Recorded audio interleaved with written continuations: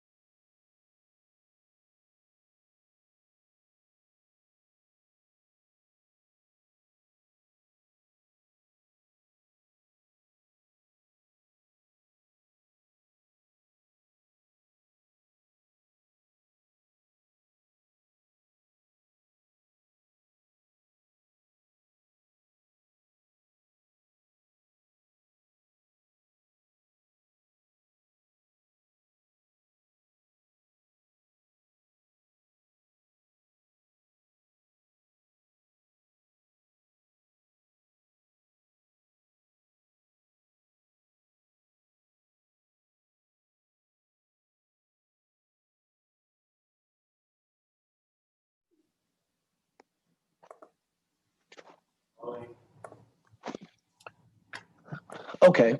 Good afternoon. The time has come for the Monday, November 2nd, 2020 Committee of the Whole Truth and Taxation hearing. Roll call, please. Alderman Bolton. Alderman Seager.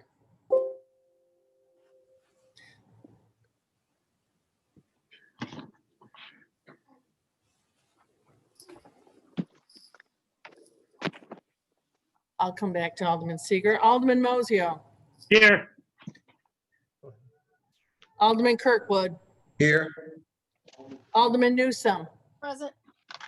Alderman Turner. Present. Alderman Rivera. Present. Alderman Florian. Alderman Taylor. Present. Going back to Alderman Seager. Present. Thank you, gentlemen and ladies. Mayor Cunningham. Item 2. Everybody can hear me, correct? And I can. Item 2, Truth and Taxation hearing. Purpose of the hearing. And before we go there, I would like to make a statement, please. And it's a written prepared statement, and it should be in accordance with what we have here. Good evening, everyone tonight. Committee of the Whole in a Truth and Taxation hearing. This is not a typical council meeting where the council members will engage or in discourse with each other or the public. There is no vote taken within this meeting. In accordance with the Illinois Truth and Taxation law, we're holding this hearing tonight so members of the public may submit testimony before the city council members as they consider the property tax ordinance on this evening's agenda. As I announced at the October 5th city council meeting, this year's tax levy is not increasing. Again, this year's tax levy is not increasing. The property tax extension for the 2019 levy was $37,360,874. And if the city council approves the ordinance this evening as presented, the total property tax levy to be levied for the 2020 levy year will be $37,357,179. This represents a 0 increase over the previous year. We were able to keep the levy flat due to bonds that are coming off the books, which is decreasing the tax burden related to the bonds. And in keeping with prior year and financing plans, which were approved years ago, the levies on file for the road and bonds will be abated. The pension obligations are included at their statutory required amounts, and the city will continue to provide funding for the residential garbage program and Waukegan Public Library. There is also an amount included on the cost of providing health insurance benefit for police officers and firefighters injured on the job. It is, however, important to note that the levy, once we have met the long-term obligations I have just described, provides no dollars for day-to-day operations, such as police and fire salaries, public safety equipment. Now, more than ever, the city council, our city department heads, union leaders, sister agencies, and I must commit to tightening our belts. Dealing with the fallout of COVID-19, the city's budget will not be a job for the faint-hearted. This will be time to be Waukegan tough. The short-term sacrifices that we make by holding the line on property taxes may allow families to stay in their homes and businesses to stay open and operating. This year, in particular, Waukegan is dependent on us making the right fiscal choices today. Therefore, I welcome input from the residents and businesses owners this evening and look forward to the City Council's unanimous support of a no increase by approving the ordinance on this evening's council agenda. With that being said, the purpose of the hearing we went over. That is item A, and item B will be public comment. At this time, Madam Clerk, we'll open the floor to public comment. Thank you very much. We do have written comments that were submitted to us, In addition, we will be holding telephone comments from the public. We will start with the written ones. There's 7, and Mr. David Motley, Director of Public Relations, will be reading those. You do have a total of 3 minutes to convey your information. So, Mr. Motley? The first is from George Forkas. My name is George Forkas. I'm the president of the Lewis Fresh Market Grocery Stores here in Waukegan, and I am also personally owner and live in a home in Waukegan. I'd like to explain to you why I opposed this property tax increase on a personal level and as a businessman who employs over 200 employees, all of whom live in the community. I purchased my home in Waukegan in 2014. At that time, my property taxes were $5,774. My 2018 property tax bill was for $9,626. Had I not filed for an appeal, my 2019 property tax bill would have been over $10,000. That means my property taxes have almost doubled in 5 years.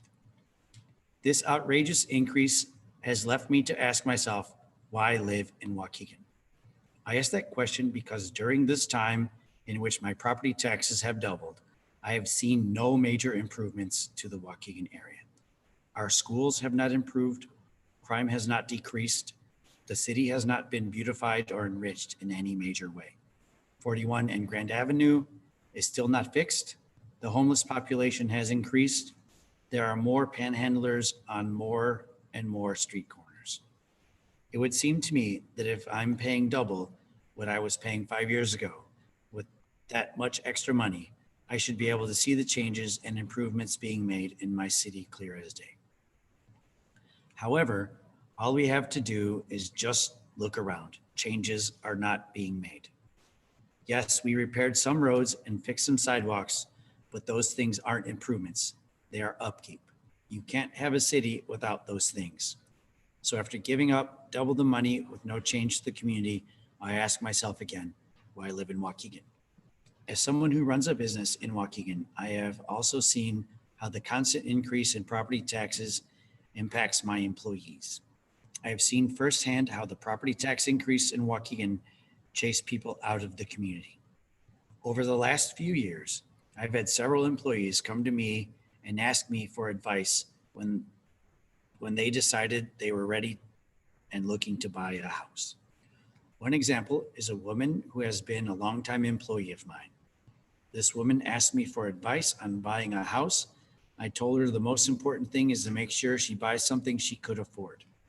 She assured me she had figured everything out, as well as her lender agreeing that with the mortgage, taxes, insurance, it would be no problem. She would be able to afford everything with no issues. Then she got her tax bill last year, and again, she came to me asking for my help.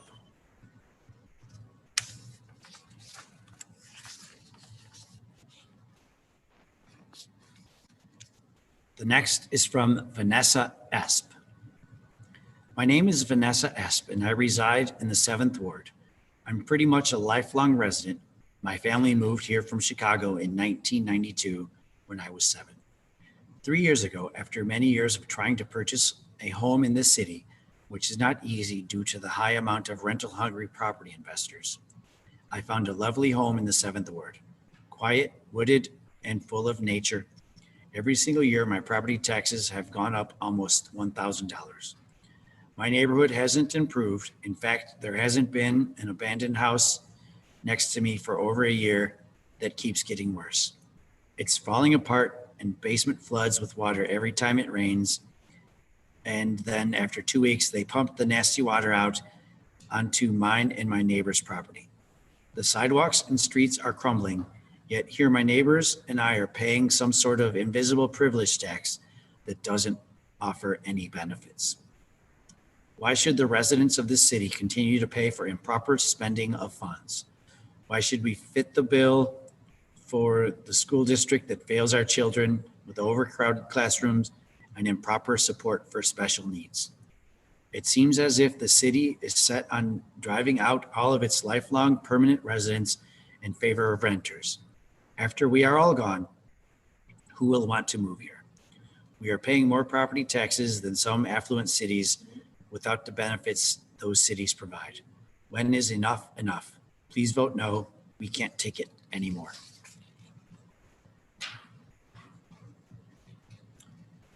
Next is from Jared P.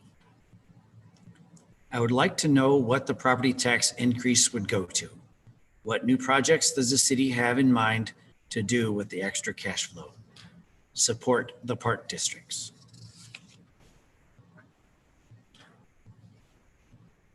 The next is from Debbie Ringler.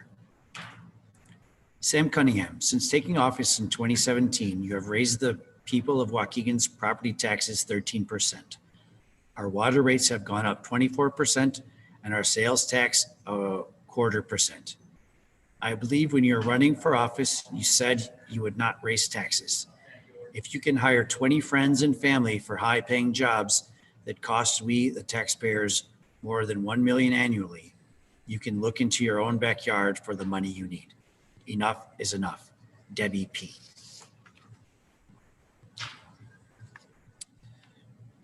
Next is from Darlene Fuente.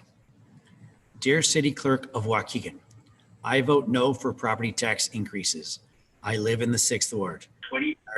Darlene Lynette Fuente, 1344 North Ash Street, Waukegan, Illinois, 60085, cell 847-687-7787. Kind regards, Darlene Lynette Fuente.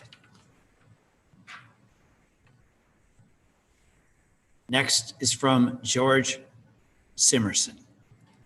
First, no more taxes, no more taxes, no more taxes.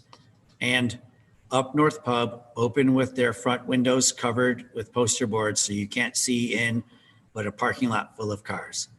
The Ballymuck open and owned by Waukegan Park District's president Jeremiah Johnson. How convenient to be in a position of power like this and setting a bad example to defy government orders. Do better with leadership you choose, Waukegan Park District Board and voters. Mayor Cunningham, do you drive around to see this happening in our city, or are you just sitting back and watching the Bears game in your Bears beanie? Waukegan can do better. Let's save our people. Alderman, are we going to hold business owners accountable? And the next is from Kathy Mandujuano.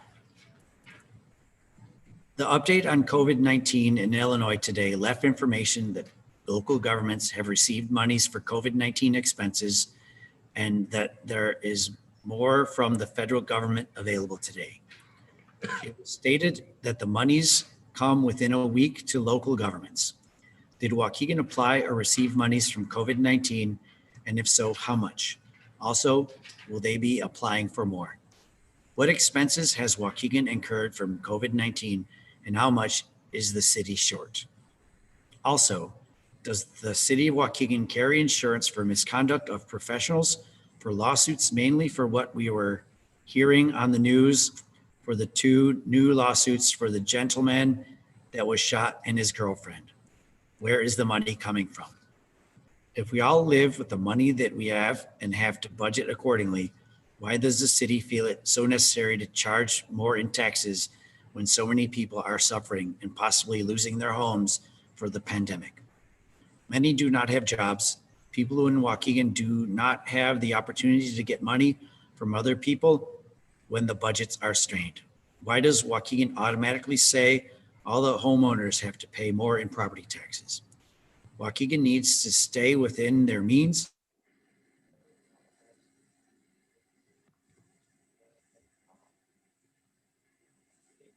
Make decisions just as we all have to. Waukegan can't just keep charging us more money when things get tight. David, stop, you were frozen.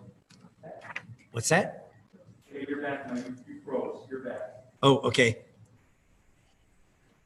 Do you know where I was? No, could you start from that person's beginning? Stay within their means. Stay within your means. Okay. If we all have to live with the money that we have and have to budget accordingly, why does the city feel it's so necessary to charge more in taxes when so many people are suffering and possibly losing their homes for the pandemic?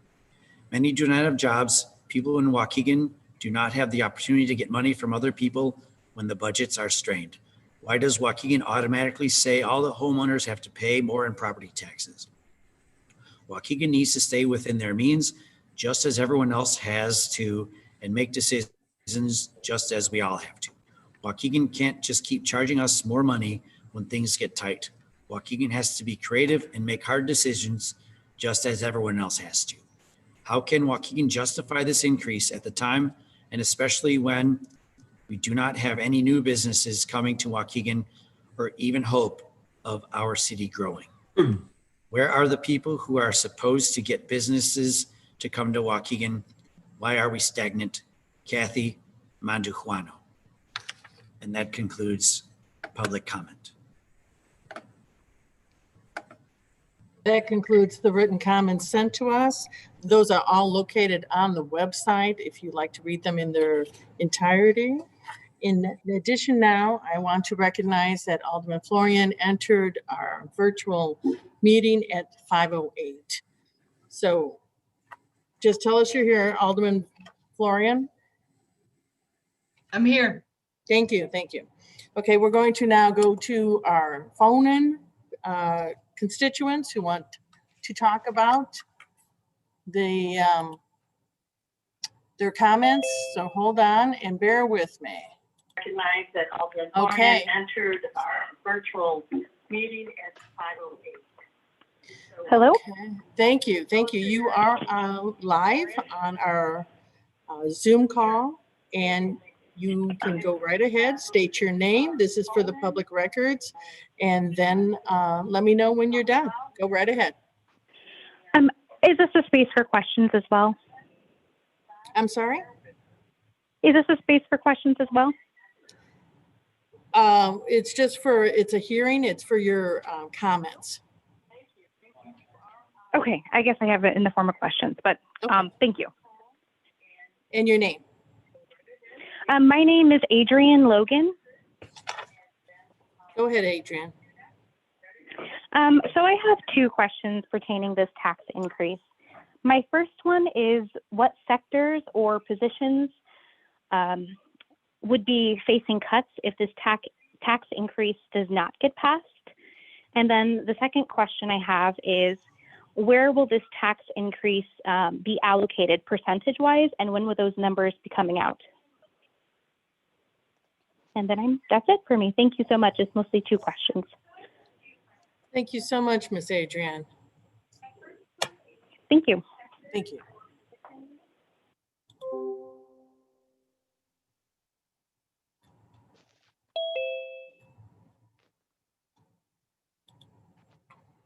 Hello, you're caller number 2. You are live now on the Zoom. If you'd like, you may go ahead and take the time to say your statements.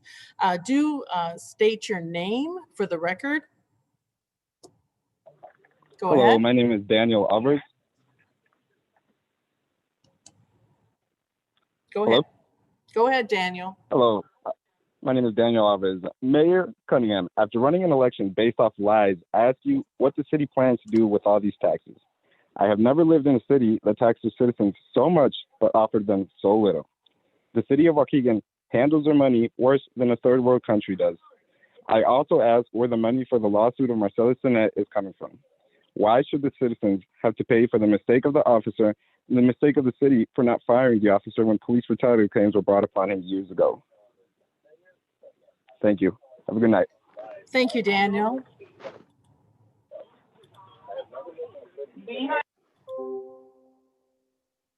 We're going to go for our third caller.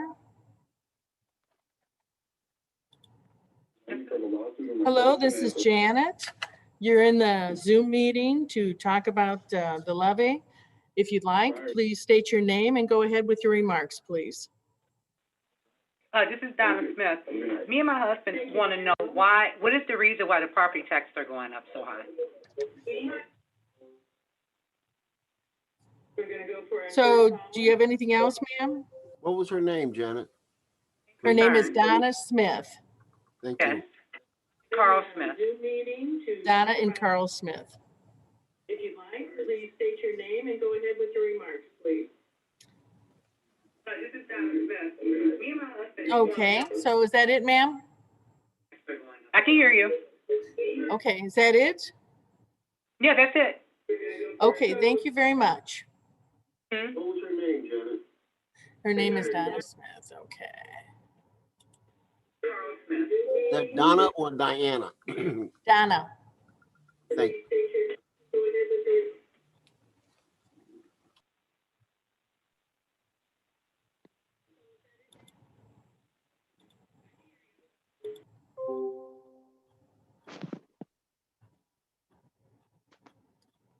Okay, hold on. I'm looking to see if there's more comments. I'm going to wait just a few seconds to see if there's anyone else who would like to call in.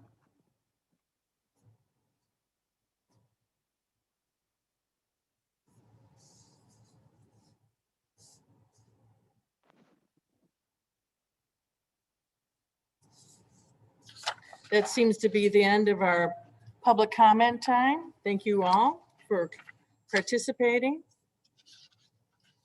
Okay, that's back to me. That concludes our public comment section. As everybody can see on the screen here, that last year's tax levy was at $37,360,000, correction, $37,360,874. This year's tax levy is $37,357,179. There is a zero increase in from 2019 to 2020 tax levy. And that's on the screen, and we'll have that to distribute to anyone who would like. Will this be on the website, maybe? If not, we can put that on the website. So then, I know Tina is on. Tina, do you have anything else to add to this? Mayor, the entire packet has been attached to this Truth and Taxation hearing agenda since it was posted about a month ago. Okay. All right. All right. With that being said, we'll get ready for tonight's council meeting after the. Ma'am, Your Honor. Yes, sir. Your Honor. I know I don't know if this is out of protocol, but maybe you or Bob or Tina can explain why it had to be written as a possible tax increase, even though it's not a tax increase, which is clearly spelled out here in this thing. I mean, people just read the first sentence. It's a tax increase. No, it's not. So, I mean, can maybe somebody explain, or should we wait till the council do that? I don't care, but I just try to get some information out there. Okay. And we're to all the aldermen, we will explain that. But for the hearing purposes, Bob, Okay. legally, as opposed to Tina, or maybe Tina. Tina, why don't you give it go ahead, Tina, with from a finance standpoint, and Bob, we'll do it from a standpoint legally. Tina, why don't you go ahead, and then Bob. Sure. In the state statute that governs home rule, which the city of Waukegan is, annual property tax, the Truth and Taxation hearing language is very specific in the statute. And the language that's used in our hearing notification that was put in the newspaper, as well as posted on the city's website, is lifted right from the statute. So that's the reason the language is written that way. Okay. That's pretty simple. I don't know, Bob, you don't have anything else to add? It's pretty simple, huh? Oh, that's it. That's exactly it. All right. So I know some aldermen might have read it differently or understood it differently, but these are statutory statements that needs to be presented this way. As we are going tonight, we are presenting, when I say we, from our standpoint, the city, a zero increase in our tax levy, as it states here. Okay. With that being said, we can go to item 3, adjournment. And there's a motion by Alderman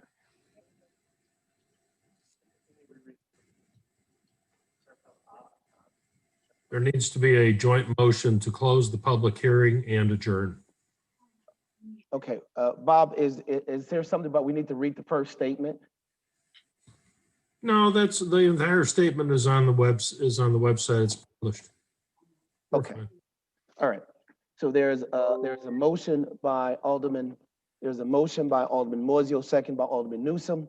Roll call, please. To adjourn the public hearing. Thank you. Yes, Alderman Bolton, Alderman Seeger. Alderman Seeger, Aye. Alderman Mosio, Aye. Alderman Kirkwood, I realize. Aye. Alderman Newsome, The written Aye. comment Alderman Turner, is on the website. Alderman Turner, Aye. Right. Oh, that's why I sorry. didn't get to- Alderman Rivera, Aye. Alderman Floria, Aye. Alderman Taylor. Aye. Thank you. All right. We have the motion is passed and carried to close the Monday, November 2nd, 2020 Committee of the Whole Truth and Taxation hearing. Motion passed and carried. Thank you. And coming up next will be the Virtual Government Operations and Oversight Committee. Thank you, everybody.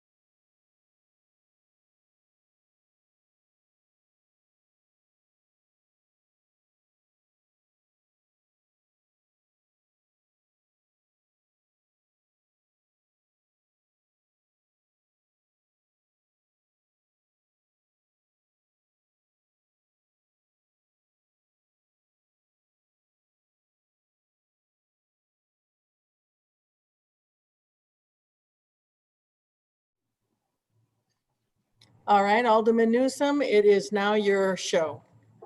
Thank you. I'm going to call to order the November 2nd, 2020 Special Virtual Finance and Purchasing Committee at 5:33. Roll call, please. Alderman Moiseo, Here. Alderman Kirkwood, Here. Alderman Rivera, Present. Alderman Seeger,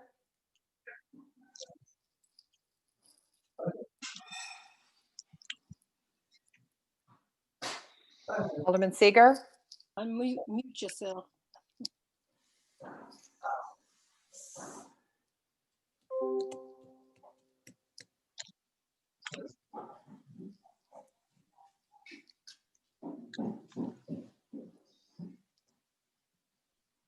I can see you, Alderman Seeger. Can you raise your hand?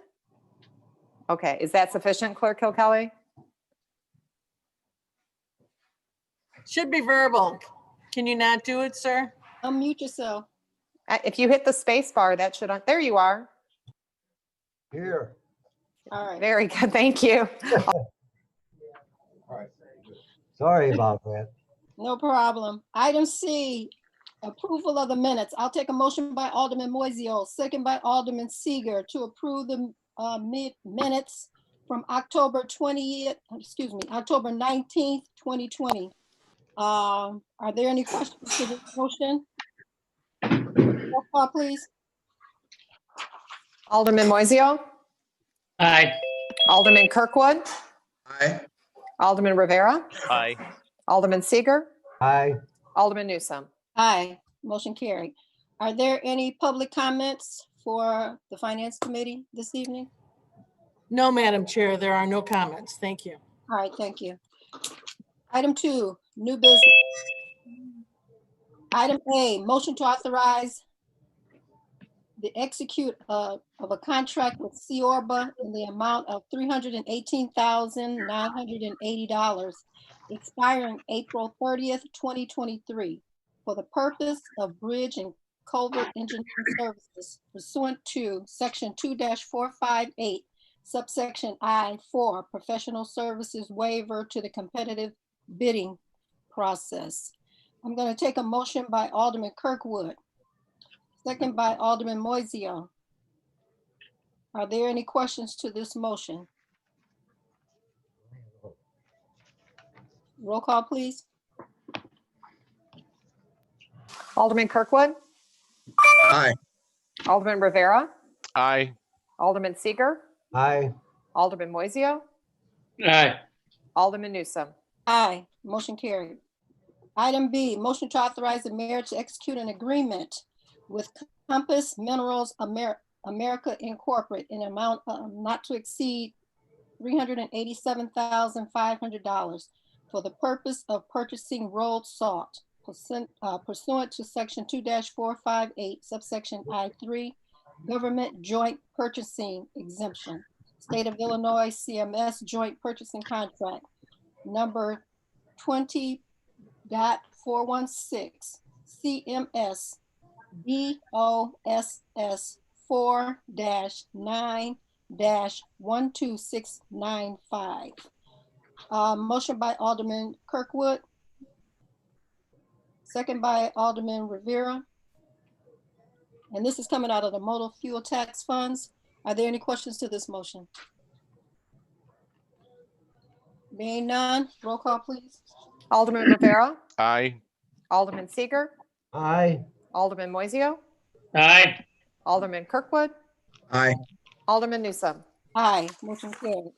Item C, motion to extend the contract with Express Employment Professionals for a total amount not to exceed $200,000 through April 30th, 2022, pursuant to Section 2-458, subsection I-4, professional services waiver to the competitive bidding process. The CDBG department would like to continue using Express Employment Professionals funded via their federal allocations. And we currently have a temp from this agency, and they look to hire another temp, and this will cover the cost of both temps for the next 2 years. Are there any questions to this motion? Roll call. Oh, I need a motion. Motion by Alderman Kirkwood. Second by Alderman Seager. Roll call, please. Alderman Seager, Aye. Alderman Moiseo, Aye. Alderman Kirkwood, Aye. Alderman Rivera, Aye. Alderman Newsome. Aye, motion carried. Item D, motion to approve an ordinance amending and codifying the City of Waukegan investment policy. I'm going to take a motion by Alderman Moiseo. Second by Alderman Seager. And Dr. Schwab, would you like to address this? I guess I can read, but you can talk about why we're doing this. Can you hear me now? Yes, Doctor. Okay. So I thought this was going to be at the regular city council meeting. So just give me a second. Okay.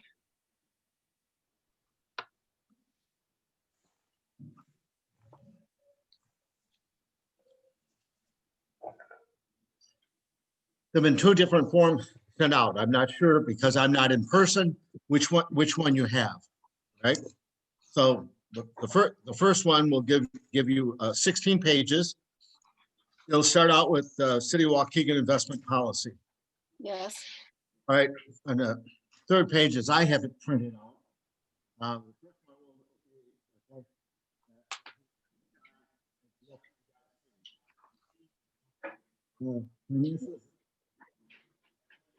I can't hear him. Are you still talking, Dr. Schwab? Yep, I have my bar pushed down. Oh, okay. Can you hear me? You went out for a while. We didn't know if you were still talking. Okay, Go ahead. I'll start over. Okay. There were two sets of paper possibly sent out. The first one would have been sent to all you and all the aldermen. It's 16 pages. Yes. Okay. Okay, so it starts with the City of Waukegan investment policy. 2 pages in, okay, the first change is the insured by FDIC. The changes insured. You still keep breaking up, Doctor. I've got my hand held on the bar.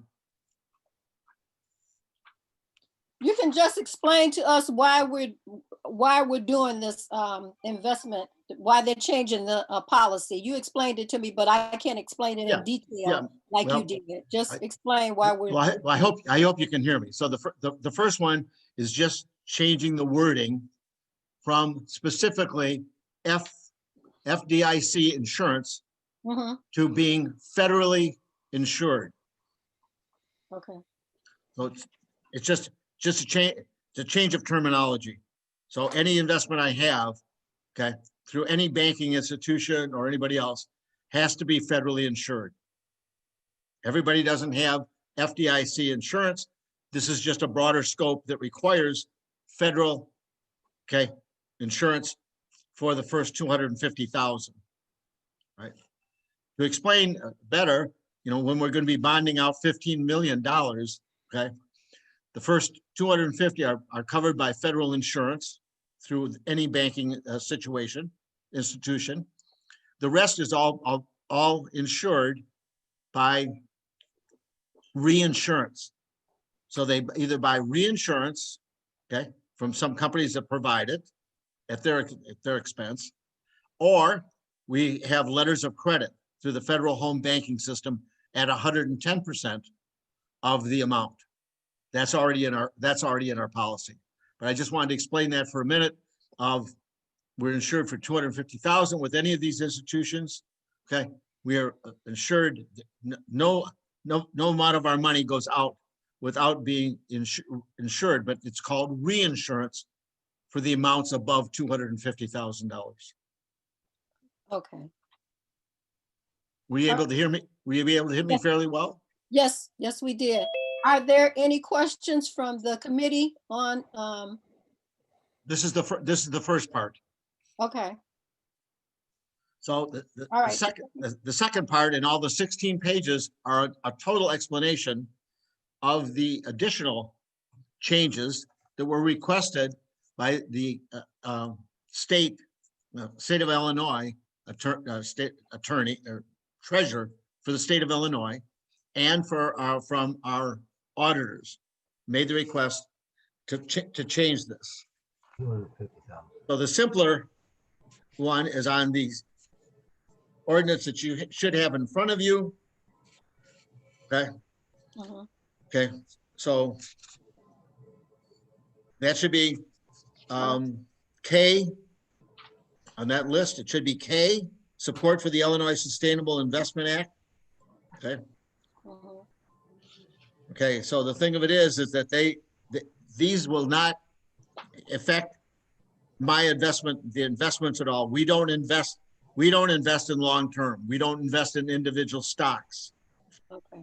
And the example is, if I would have invested 15 million in the S&P 500, all right, in March, the stock S&P 500 dropped 30%. Now, virtually all of that has been recovered until recently, but that's why we invest in no individual companies or individual stocks or groups of stocks. Okay. Okay. I'm not allowed to do it, and I have no intention of doing it. What this includes is really has to do with pension plans. Okay. Not really the Waukegan Treasurer's Office.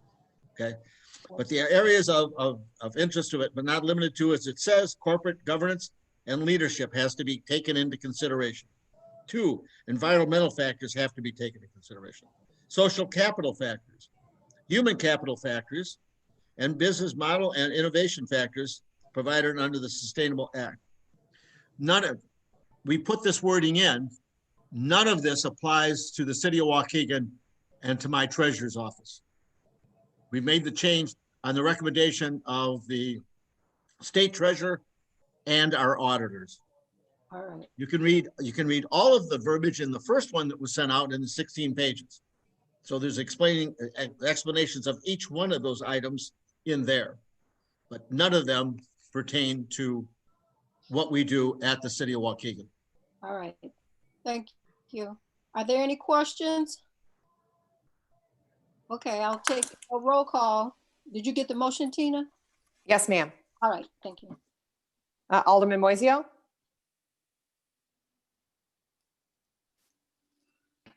Aye. Alderman Kirkwood, Aye. Alderman Rivera, Aye. Alderman Seeger, Aye. Alderman Newsome. Aye, motion carried.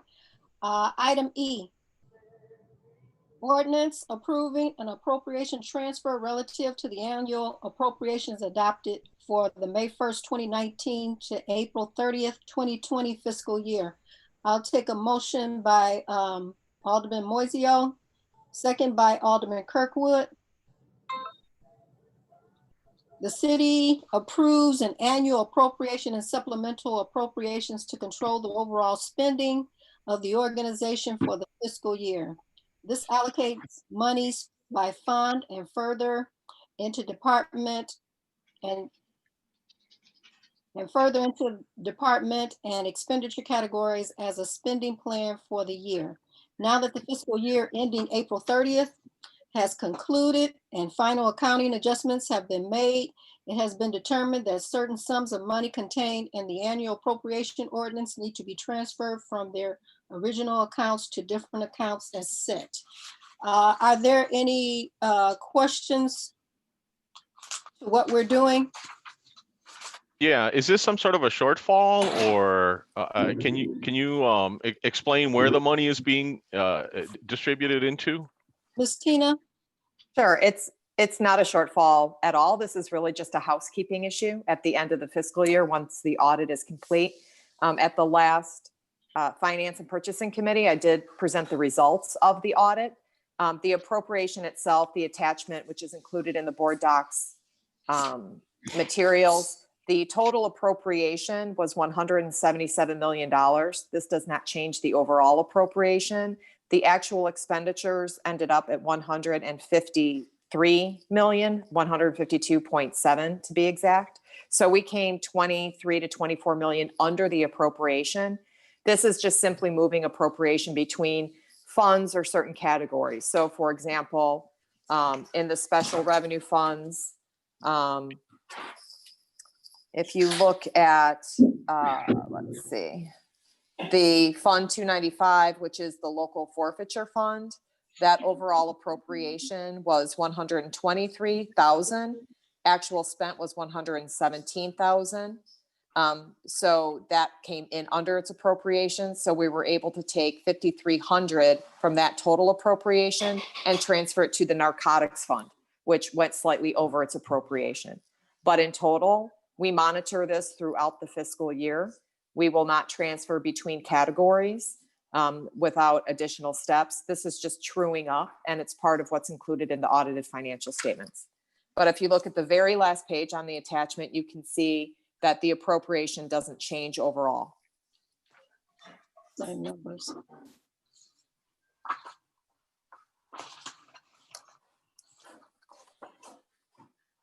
I believe Alderman Rivera might have, either I froze or he froze. I'm not sure. No, thank you, Tina. Okay. All right. Any more questions? Roll call. Alderman Kirkwood, Aye. Alderman Rivera, Aye. Alderman Seager, Aye. Alderman Moiseo, Aye. Alderman Newsome. Aye, motion carried. We have a quarterly travel reports and communication. Did everyone look at those reports? If you have any questions regarding those, the travel, entertainment reimbursement. Being none, I'll take a motion by Alderman Moiseo, second by Alderman Rivera to adjourn at 5:51. Roll call, please. Alderman Moiseo, Aye. Alderman Kirkwood, Aye. Alderman Rivera, Aye. Alderman Newsome. Aye, motion carried. We are adjourned.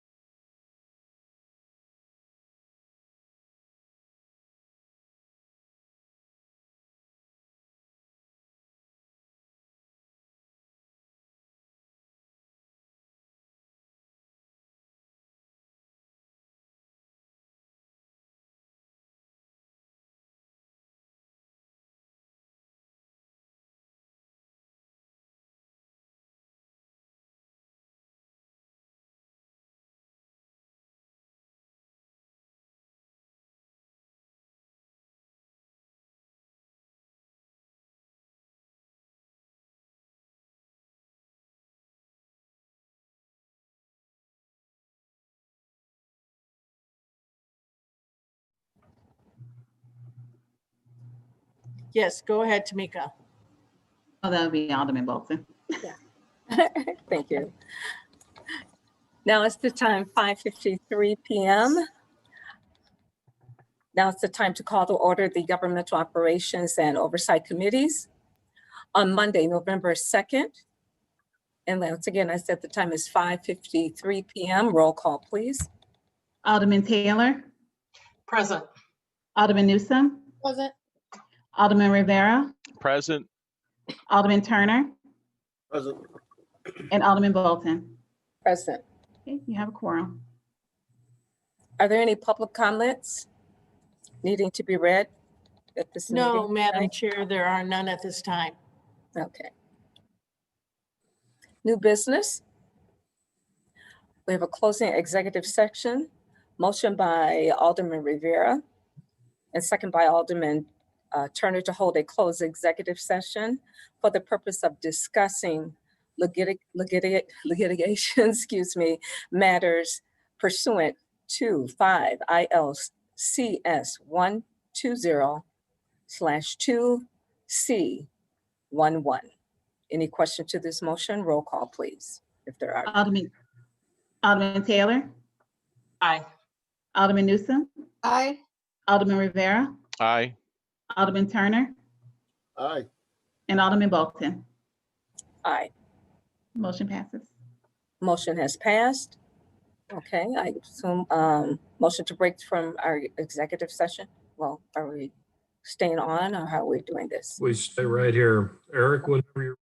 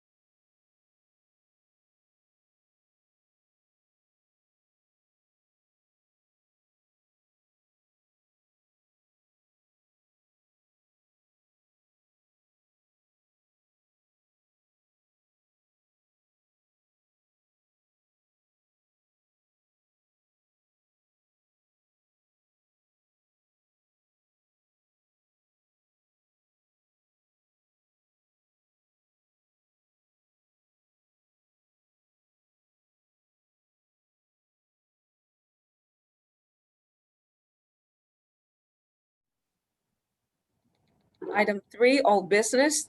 There is no old business. Item 4, reports and communication. There are no reports and communications to report. 5, motion by Alderman Turner and second by Alderman Rivera to adjourn at this time, which is 6:45. Roll call, please. Alderman Rivera, Aye. Alderman Newsome, Aye. Alderman Turner. You're on mute. Aye. Alderman Taylor Aye. and Alderman Bolton. Aye. Motion is passed.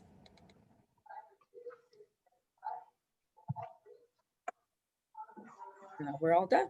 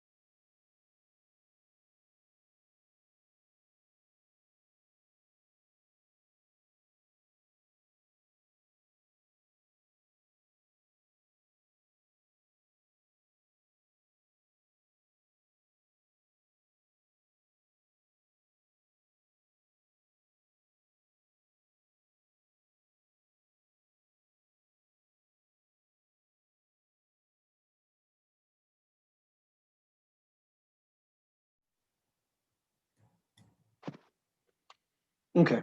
The time has come for the Monday, November 2nd, 2020, virtual regular Waukegan City Council meeting. Roll call, please. Alderman Bolton, Present. Alderman Seager,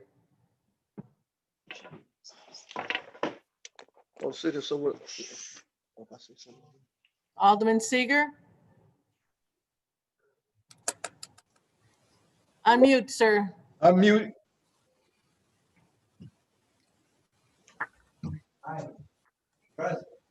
Alderman Mosio, Here. Alderman Kirkwood, Present. Alderman Newsome, Present. Alderman Turner, Here. Alderman Rivera, Present. Alderman Florian, Present. Alderman Taylor, Present. Mayor Cunningham. Present. You have a quorum, sir. Thank you, ma'am. Item B, invocation will be led by Pastor Willie L. Moten, Christian Faith Fellowship Church at 228 North County, Waukegan, Illinois. Immediately following the prayer will be the Pledge of Allegiance. Alderman Moten, Pastor Moten. Unmute yourself, sir. There you go. Okay. Father God, we thank you and we praise you. And God, we bless you. We thank you for this city, God. We thank you right now that you have your way in this meeting. You be glorified. We thank you for our leader. We thank you for the mayor. We thank you for those in charge. We thank you for our council. We thank you, Lord, for everybody that's involved, even the police chief, Chief Smalls. We thank you for Chief Bridges and all those in charge. You said that we might have a quiet and peaceable life. We thank you, oh God, even now for blessing this council, blessing every meeting. Thank you for unifying us as one, God. We give you the glory, the honor, and the praise. We ask that you protect our city and keep our city. Protect our police. We thank you even now, even for the Stinnetts and everybody in the Williams and every family, God. We thank you for every member of North Chicago, Waukegan. We ask that you bless the council, bless the people, that you have your way in the meeting, Father. And we thank you even now that great things happen in the city of Waukegan. We ask your blessings that you keep it, and we give you the glory, the honor, and the praise. And we ask that you have your way is our prayer. In Jesus' name we pray. Amen. Amen. All rise for the pledge. I pledge allegiance to the flag of the United States of America and to the republic for which it stands, one nation under God, indivisible, with liberty and justice for all.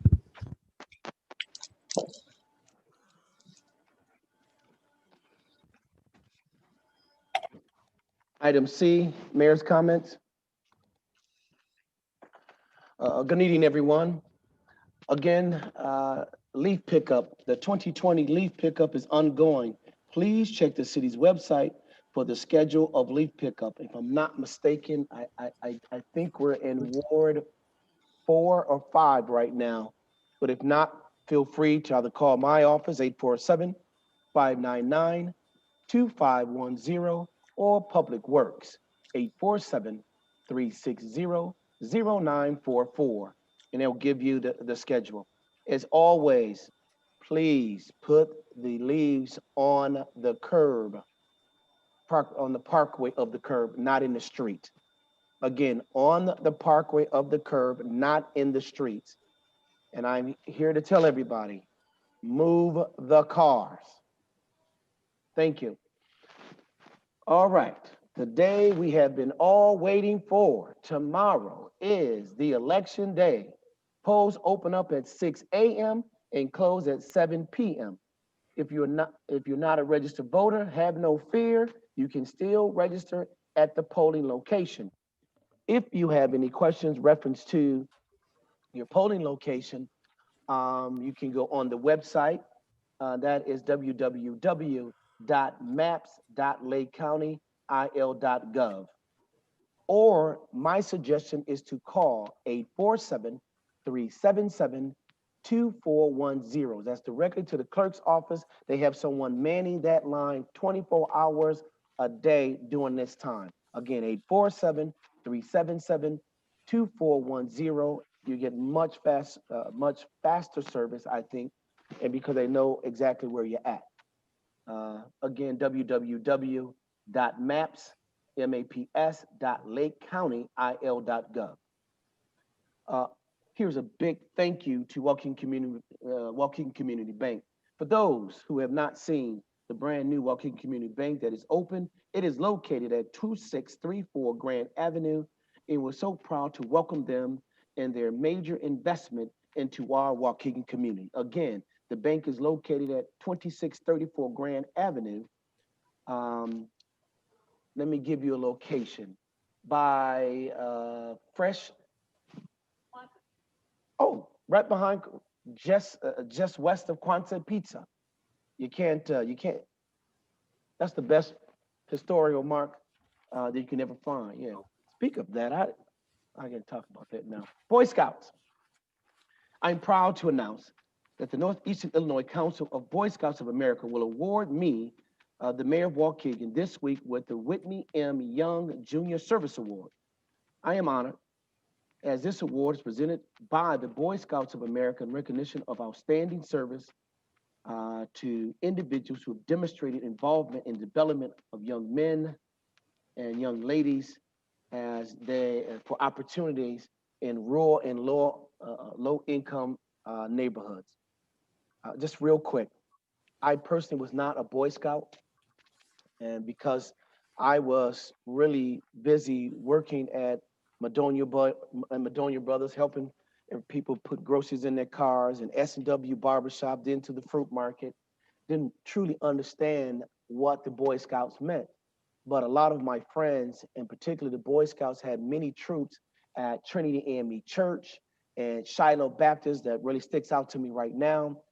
And it really shapes our young men and nowadays our young ladies into understanding what having more content and value in their communities. I am so proud to have been awarded this, but I'm more proud that a lot of our young men and young ladies, particularly in that elementary, middle school, are really becoming a part of the Boy Scouts in our in the Waukegan community. So thank the Boy Scouts of America for selecting me, but more importantly, thank them for what they're doing in our neighborhoods today. This topic, COVID-19. Everyone, we, Waukegan, needs to double down on our pledge to the following 3 W's. Wearing our face covers, washing our hands, and watching our social distancing.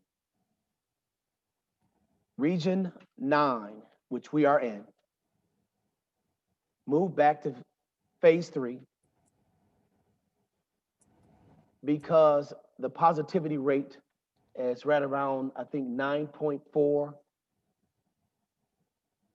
And that means that our restaurants, some of our local bars and places we go to watch Monday Night Football, hang out with friends around the neighborhood, they had to close their doors. Waukegan, we saw this back in March and April. And it hurts. It is hurting these small businesses who have done everything humanly possible for when their customers come into their establishment to make sure they're doing the right things. Waukegan as a whole, we have toted that line. At one point in time, we were the highest in the region. We really came down. But now, Waukegan, we need you. We need for you to double down on bringing this region back.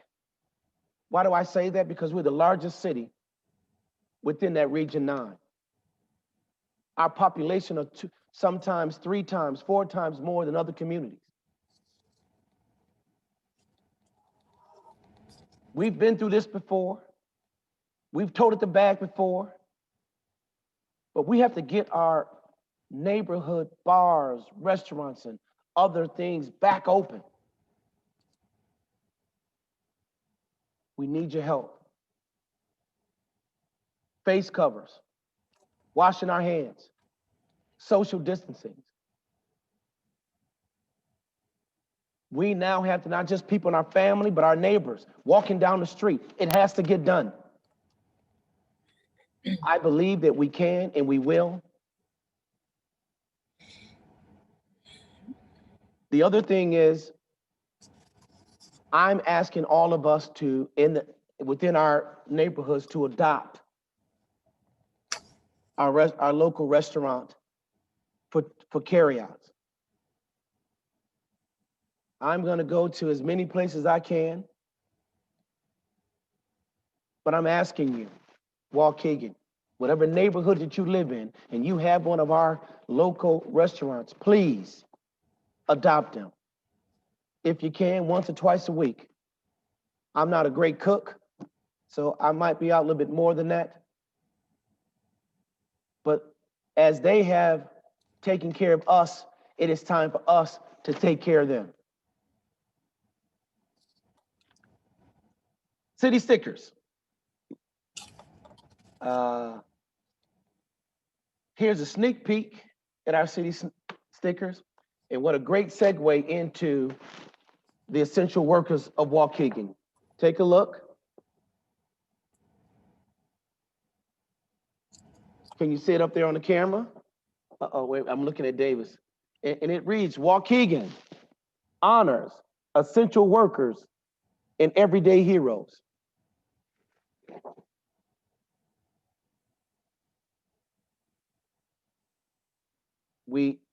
This is our way of thanking all of you for being Waukegan tough. We're extremely proud of you. We got a little bit more to go on this COVID-19 fight. It has knocked us down. We have certainly got back up. And those are all of my comments that I have for mayor's comments. Item 2, resolutions, proclamation, presentations. We have a motion by Alderman Newsom, second by Alderman Florian, to reappointment of Ty Rohr to the Waukegan Historical Preservation Commission. Are there any questions to the motion? Roll call, please. Alderman Bolton. Aye. Alderman Seager. Aye.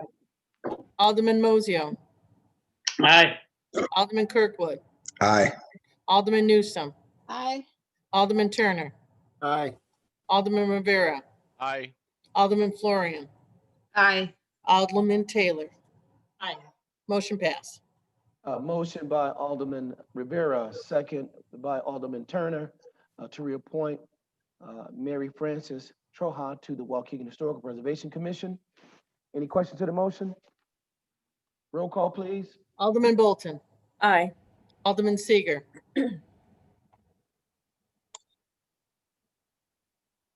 Alderman Seager. Aye. Alderman Mozio. Aye. Alderman Kirkwood. Aye. Alderman Newsom. Aye. Alderman Turner. Aye. Alderman Rivera. Aye. Alderman Florian. Aye. Alderman Taylor. Aye. Motion passed. Motion by Alderman Taylor, second by Alderman Turner, to reappoint Michael Hoff to the Waukegan Historical Preservation Commission. Any questions to the motion? Roll call, please. Alderman Bolton. Aye. Alderman Seager. Alderman Mozio. Aye. Alderman Kirkwood. Aye. Alderman Newsom. Aye. Alderman Turner. Aye. Alderman Rivera. Aye. Alderman Florian. Aye. Alderman Taylor. Aye. Motion passed. Motion passed and carried. Item D, motion by Alderman Kirkwood, second by Alderman Bolton, to ratify the reappointment of Hector B. Escobar to the Waukegan Historic Preservation Commission. Any questions to the motion? Roll call, please. Alderman Bolton. Aye. Alderman Seager. Aye. Alderman Mozio. Aye. Alderman Kirkwood. Aye. Alderman Newsom. Aye. Alderman Turner. Aye. Alderman Rivera. Aye. Alderman Florian. Aye. Alderman Taylor. Aye. Motion passed, sir. Motion passed and carried. Item E. There's a motion by Alderman Moisey, second by Alderman Florian, to approve memorandum of understanding with United Way of Lake County 211 program. There's a motion and a second on the floor. Alderman, you can ask questions now, or there's a small presentations. You want to wait till after the presentation to ask the questions? Sure. All right, let's do the presentation. And then if there's any question after the presentation, they will go for a roll call.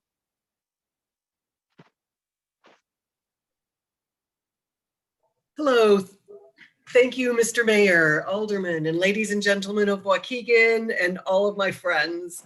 My name is Michelle Crombie. I'm a resident of Waukegan, and I know many of you. Thank you for inviting me to talk today about one of my favorite topics, which is 211. Many of you have helped us get 211 off the ground, but for those of you who are unsure, 211 is a free, confidential, 24-hour information and referral helpline connecting individuals and families in need with access to available health and human services. 211 is truly Lake County's one-stop shop for help. Lake County residents can connect to a wide range of services by phone or text, and an expert navigator will guide them to the help that they need, regardless of the time of day, the language that they speak, or where they live. 211 helps the city of Waukegan too, by providing an easy access to an easy to remember number for police, fire, public works, and city hall staff to use to refer for assistance for health and human services. In our first year, 211 answered almost 7,000 calls and texts. 33% of them were from our Waukegan neighbors. Waukegan is the top community utilizing 211 every single month since we were started. The top needs in Waukegan are rental payment, electric service payment assistance, and food pantries. 211 is a proven method of communication in support of local communities all over the country in disasters and man-made incidences, fires, floods, hurricanes, and those man-made incidences like mass shootings. In preparation for future emergencies, United Way of Lake County is actively building relationships with emergency service officials to encourage the inclusion of 211 in local emergency response plans. The partnership is free, and it can enhance a community's ability to communicate with its residents during any emergency. What happens is, in an emergency, the public information officers are the key providers of information, and therefore having effective lines of communication between them and 211 is extremely important. People will be calling 211 to get information about what they need to do, and therefore we need to make sure that they have accurate information. A formal protocol between the local response efforts and 211 can be very valuable. If in an emergency, the response officials share media releases or other information with 211 as the situation changes, and direct the public to call 211 for non-emergency information, we can decrease the calls that come to the city and make sure that everyone in our community has the most accurate information. We request the council and the city's continued partnership with 211, and we request that the city sign our memorandum of understanding to make sure that we are all communicating together. Are there any questions? Alderman Bolton? Yes, I heard your description of the service you should provide, but I'm not quite sure, and not to make you be redundant, is crisis therapy counseling provided?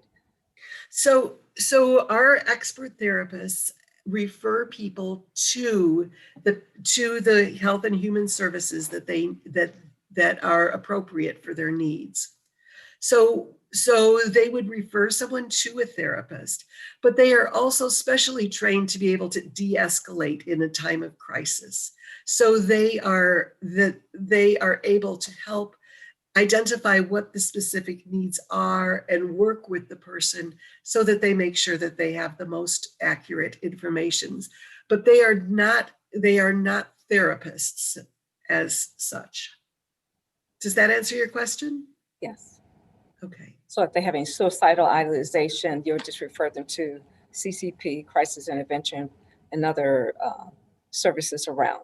Right. So what they can do in that instance, if there's a suicidal person on the phone, they would do what we call a warm transfer, which means that they would call the hotline at the while they were still on the call, and then they would proceed together.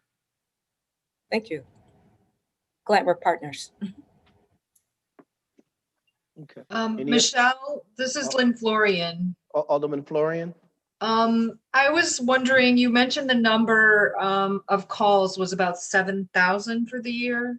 Yes. Is that about what you expect for a county our size, or are we getting the message out, I guess is really what I'm kind of asking. Are people, do they know about this service and are they utilizing it to the fullest, I guess? So we're absolutely always trying to get the message out. We have regular meetings with people to try to make sure that our agencies, our police departments, all of people know how to make appropriate referrals. I think that it is an appropriate number for the first year of a service of something like this, but we absolutely are hoping that it will increase. Okay, thank you. Mm-hmm. Alderman Taylor. Michelle, how has the pandemic affected the phone calls to 211? Has it made the phone calls go up? Are they not connecting the dots of how we can help them through this or not? Good question. Thank you. Thank you, Alderman Taylor. We are absolutely, the calls throughout the pandemic have increased exponentially. We have had, we had over 1,000 calls in 1 month. When we first started working with the county for the rental assistance program, we actually do, the 211 does screening, the initial screenings for that rental assistance program that was administered through the county. So anyone who needs rental assistance can call 211, and we had a large number of callers just the first month of existence of that. But we also had callers just call for a variety of other things regarding the pandemic, including things like just health questions. I am not sure if I have COVID. Where do I go to get testing? What are the symptoms? My son or my husband or I lost my job, and how can I afford to get get the necessities? If I need food, where are the food banks? All of those questions. Huge increases in the numbers of our calling. Thank you. And if I might add, our Waukegan Police Department and Waukegan Fire Department also utilizes the line in the event they go out to a call and there is a certain need that is not certainly the need from the police or the first responders. They can refer them to there.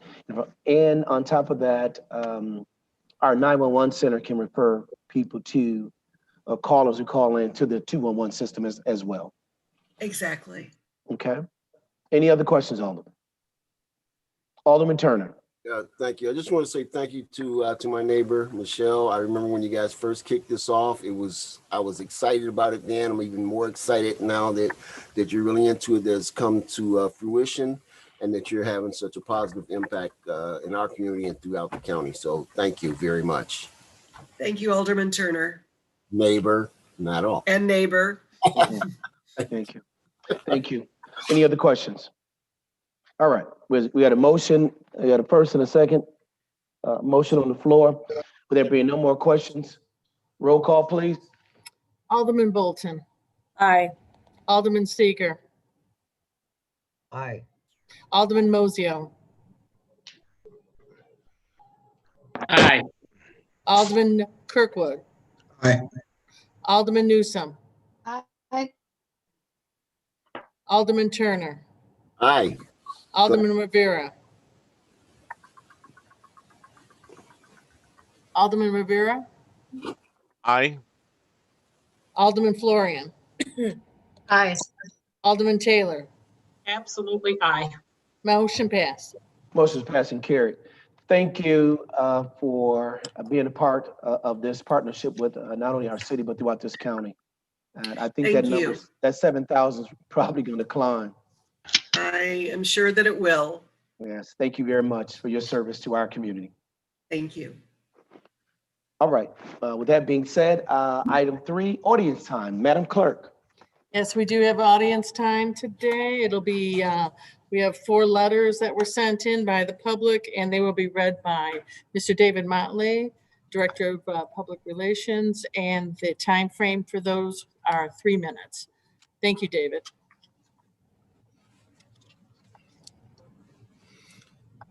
The first is from Christina Malloy. The murder of Mr. Marcellus Stinnett was uncalled for, and those officers need to be held accountable for their actions.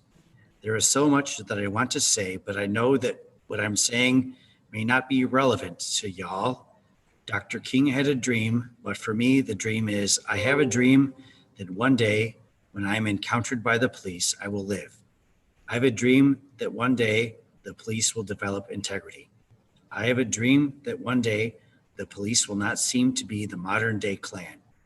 I have a dream that one day public officials will uphold the amendments that our forefathers fought for. Y'all need to have training at least once a year on why did I become a police officer, and y'all need to have some unbiased training. Lord have mercy, Jesus, SMH, may God protect the people within our community because y'all have failed to help him do so. Ms. Christina Malloy. Next is from Adrian Colima. I cannot believe Mayor Cunningham has joined nearby ignorant mayors in not enforcing J.B. Pritzker's orders. He is letting irresponsible bar owners kill our people. Do better, Sam. Don't be scared. Shut down your friends' bars.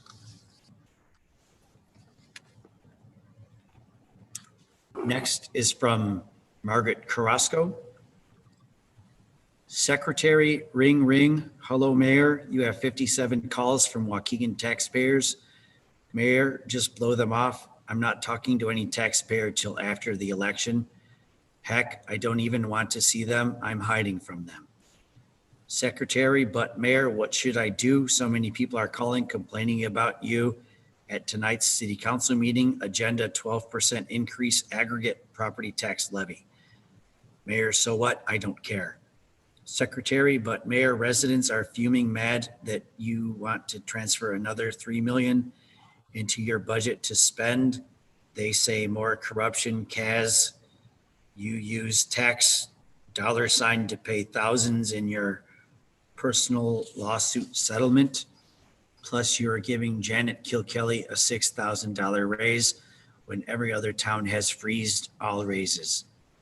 Plus, Mayor, you are buying more equipment for your FOIA legal counsel. No other town does this ever. Mayor, I know, remember, I have to, Kaz. Janet wanted to run, so you know I had to take care of her. Secretary, Mayor, no wonder everyone is mad at you.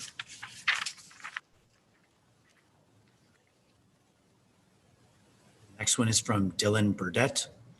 Hello all. On September 18th, the mayor assured members of the Waukegan People's Council that there would not be a case like Breonna Taylor or George Floyd here in Waukegan.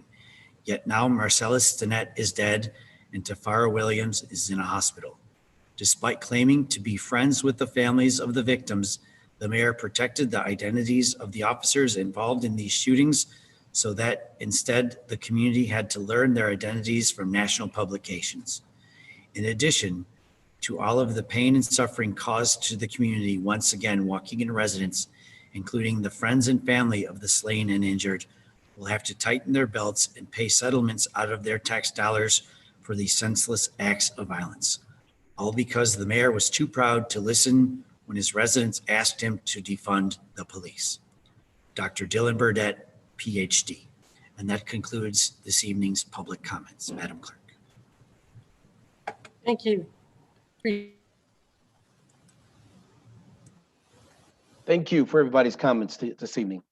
Item 4, consent agenda.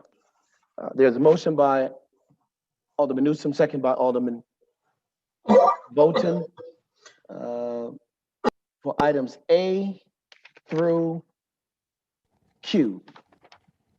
Are there any questions to the motion? We got a lot of them. All right, we got Alderman Rivera, Alderman Mozio, then Alderman Flory. Alderman Rivera. I would like to see if we can take out L, please.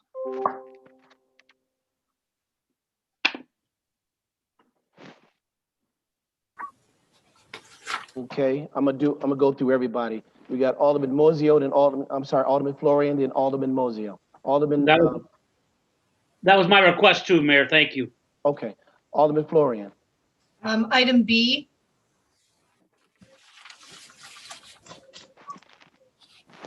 And also item P as in Paul.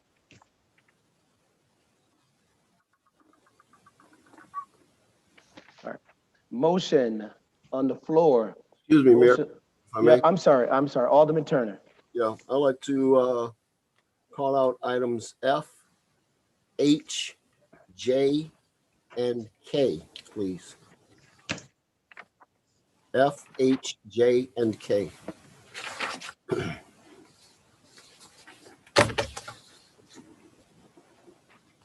There's a motion on the floor by Alderman Newsom for consent agenda 4A, C through E, 4G,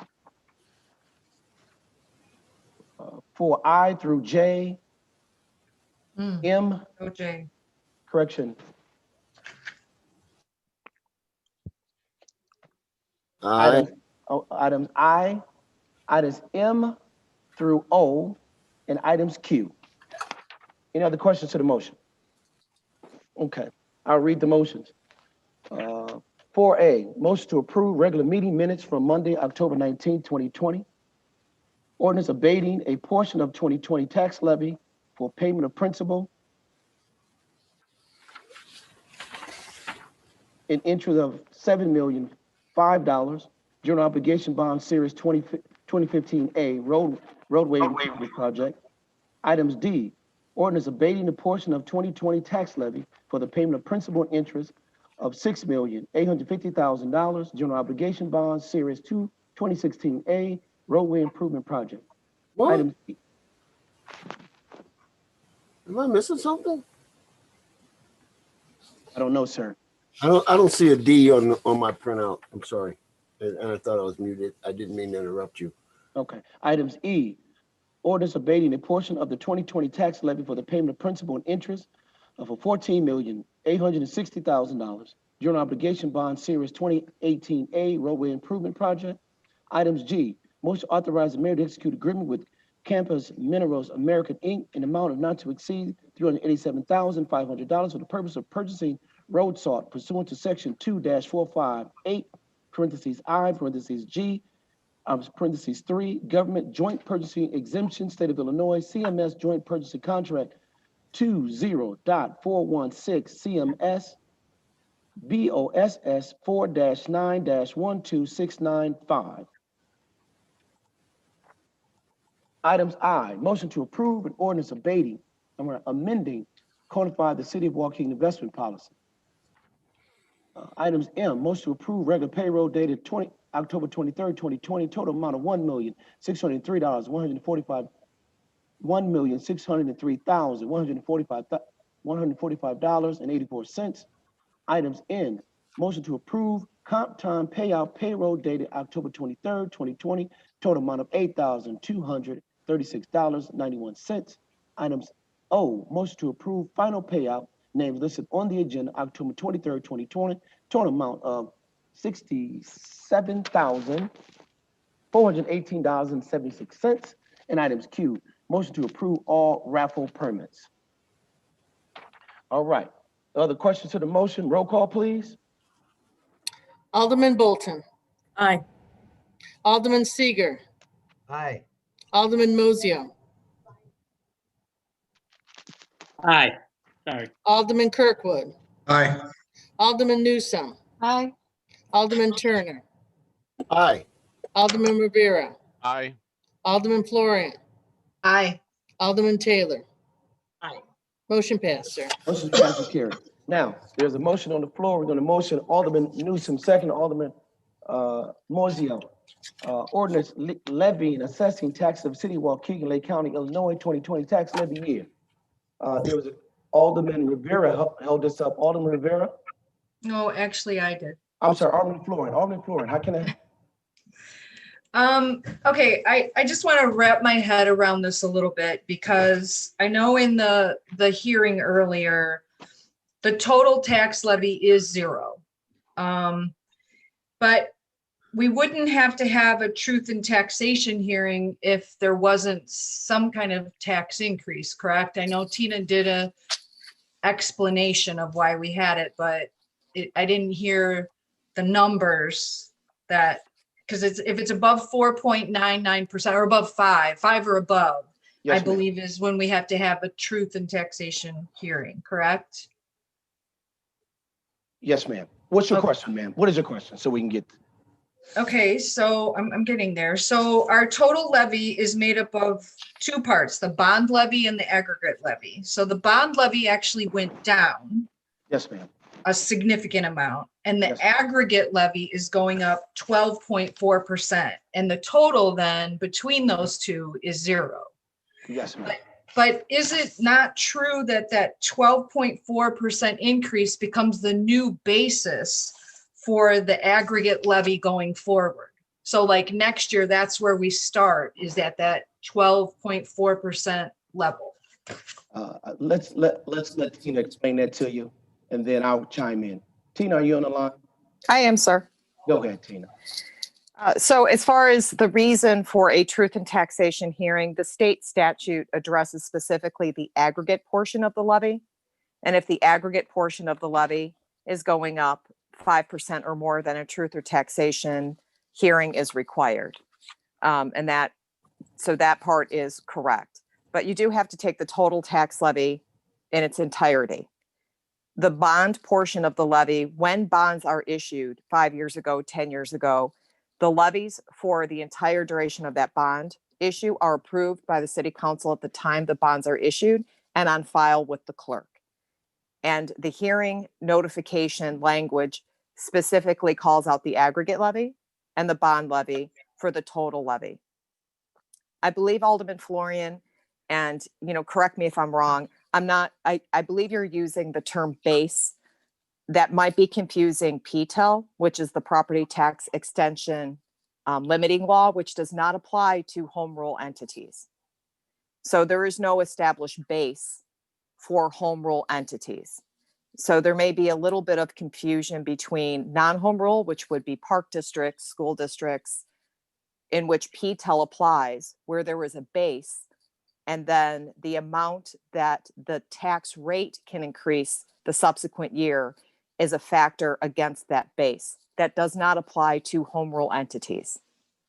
I misused that word. I'm not a CPA like you are. What I meant was, so now next year, that's the number we'll start from for the aggregate levy. Is this what we're approving theoretically tonight? This 12.4% increase is the new number that next year, that's the starting point for what we'll do with the levy next year. Let's be clear, It will be the, I'm sorry, Tina. it will be the measure by which a truth and taxation hearing would be required or not. Yes. All right, I'm sorry, Tina. Yeah, ma'am, you said increase. It's not an increase from last year to this year. Okay, that's what to clear that up. Well, the total is not going up, but the aggregate is definitely going up. Man, the total dollar amount is what is not going up. So that's where we're at. Okay? All right. Somebody else Your have Honor, another question? Your Honor, Alderman Your Honor. Moselle. Yes. So to clear up the confusion on a lot of things, but Tina mentioned this in the truth and taxation hearing.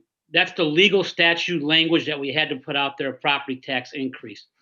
We are asking for the same amount of money that we asked for last year. And yes, the levy is made up of basically two buckets, your corporate bucket and your debt service bucket.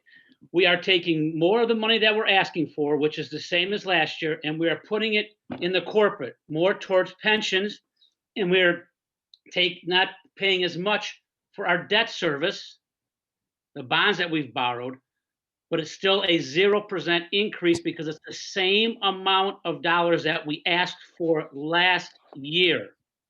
It's not an increase. But And Tina, if we didn't ask for this 12.4%, wouldn't taxes go down? they would, but Alderman Florian, our pensions are statutory. We have to pay a minimum amount to our pensions. We can't not pay them. If we did that, we didn't pay them, the state would come in and say, that's fine. Now we're taking it out of your state income tax portion. They're going to get the money. So this is the same dollar amount that we asked for last year. So there's no increase in the amount of money we're asking from the taxpayers. What we pay for it, what we use it for, yes, but we're not asking for any more money. We're not. I understand. Okay. Anybody else? Okay, roll call, please. Alderman Bolton. Aye. Alderman Seager. Aye. Alderman Mosio. Aye. Alderman Kirkwood. Aye. Alderman Newsome. Aye. Alderman Turner. No. Alderman Rivera. Alderman Rivera. No. Alderman Florian. No. Alderman Taylor. No. Okay, motion passed. 5-4. Motion's passing, Well, carried. that needs a mayor's vote, please. All right, Mayor. Aye. No, we needed two-thirds. No, sir. No, sir. Nope. Alderman, just so you know, if this would not have passed, then you could not have abated the bonds that would have gone on the levy. You do know that, right? You are aware of that, Alderman? Yes. Okay, because then we would have to go back and put that abatement dollars on the levy. And that would have been an increase. That would have been a substantial increase. Substantial increase. Tina, real quick, how much did we abate from the tax levy, the bonds? This year, the abatement was just over $2.1 million. Okay, so if we wouldn't have, the $2 million would have went back on the levy. And then you would have been asking for more money from the taxpayer if you didn't abate it. Am I correct in that? Yes, the 2009 working cash bonds retired in 2019. So that came off the property tax levy. And then we abated the 3 bonds that were for roads that were supported also by home rule sales tax. So the bonded levy, I believe I included that in my memo. Had there not been an abatement, the bond levy would have been, instead of the 9.4 million, which it is as approved now, it would have been between 11 and 12 million. And So we would have been bond portion of the levy. And we would have been asking for more money from the taxpayers. And then for sure, your property taxes would go up. So we, by abating this again, but I'm just saying, the mayor's right. If we wouldn't have done this, we would have put more money on the tax levy. We would have asked for more tax dollars from the taxpayers of Waukegan. Thank you. Okay. Item F. Item F, I think that was Alderman Turner. Most of Alderman Turner, correction, most of Alderman Newsom, second by Alderman Turner, to authorize to execute a contract with Seorba in the amount of $318,980 expiring April 30, 2023 for the purpose of bridge and culvert engineering services pursuant to section 2-458, parentheses I, parentheses 4, professional services waiver for the competitive bidding process. Alderman Turner, you had a question? No. Yes, sir. Thank you. And I apologize because I'm having like some audio issues over here. I don't Yeah, know if there is I have- something going on. Yeah, but but I did hear you read it, and thank you, Mayor. So I just had a question on this one because we're extending the contract without going to bid, and the contract is being extended until April of 2023. So the first question I have is the initial contract, did that go out to bid? Does anybody recall the initial contract? Well, the very first one, Seorba, who is been handling all of our bridge work, I think over the last probably about 10 years. 10 years. So that's why we have always kept with them since we started doing these bridges and culverts. And the way we say, because they are very, very familiar with our system and where we're at right now. Right. There were I think there's 3 of them right now that we're looking to go with a grant that's going to be coming up from Stormwater. And that's, I want to say yes from the original. I can't go back those 10 years, but I just know they're familiar with our process, with our bridges, sir. Yeah, I just question why we do so many no bid contracts, and here we've already got a contract. I'm not sure if that initial contract was bid on or was not, but now we're going to give an extension without going out to bid. And I understand the whole concept of professional services, but I also understand the concept and the importance of going out to bid. And I'd be really surprised if Seorba is the only outfit in the country that can do this kind of work. So that was the nature of my question. Thank you. Please call for the vote. Thank you. All right. Roll call, please.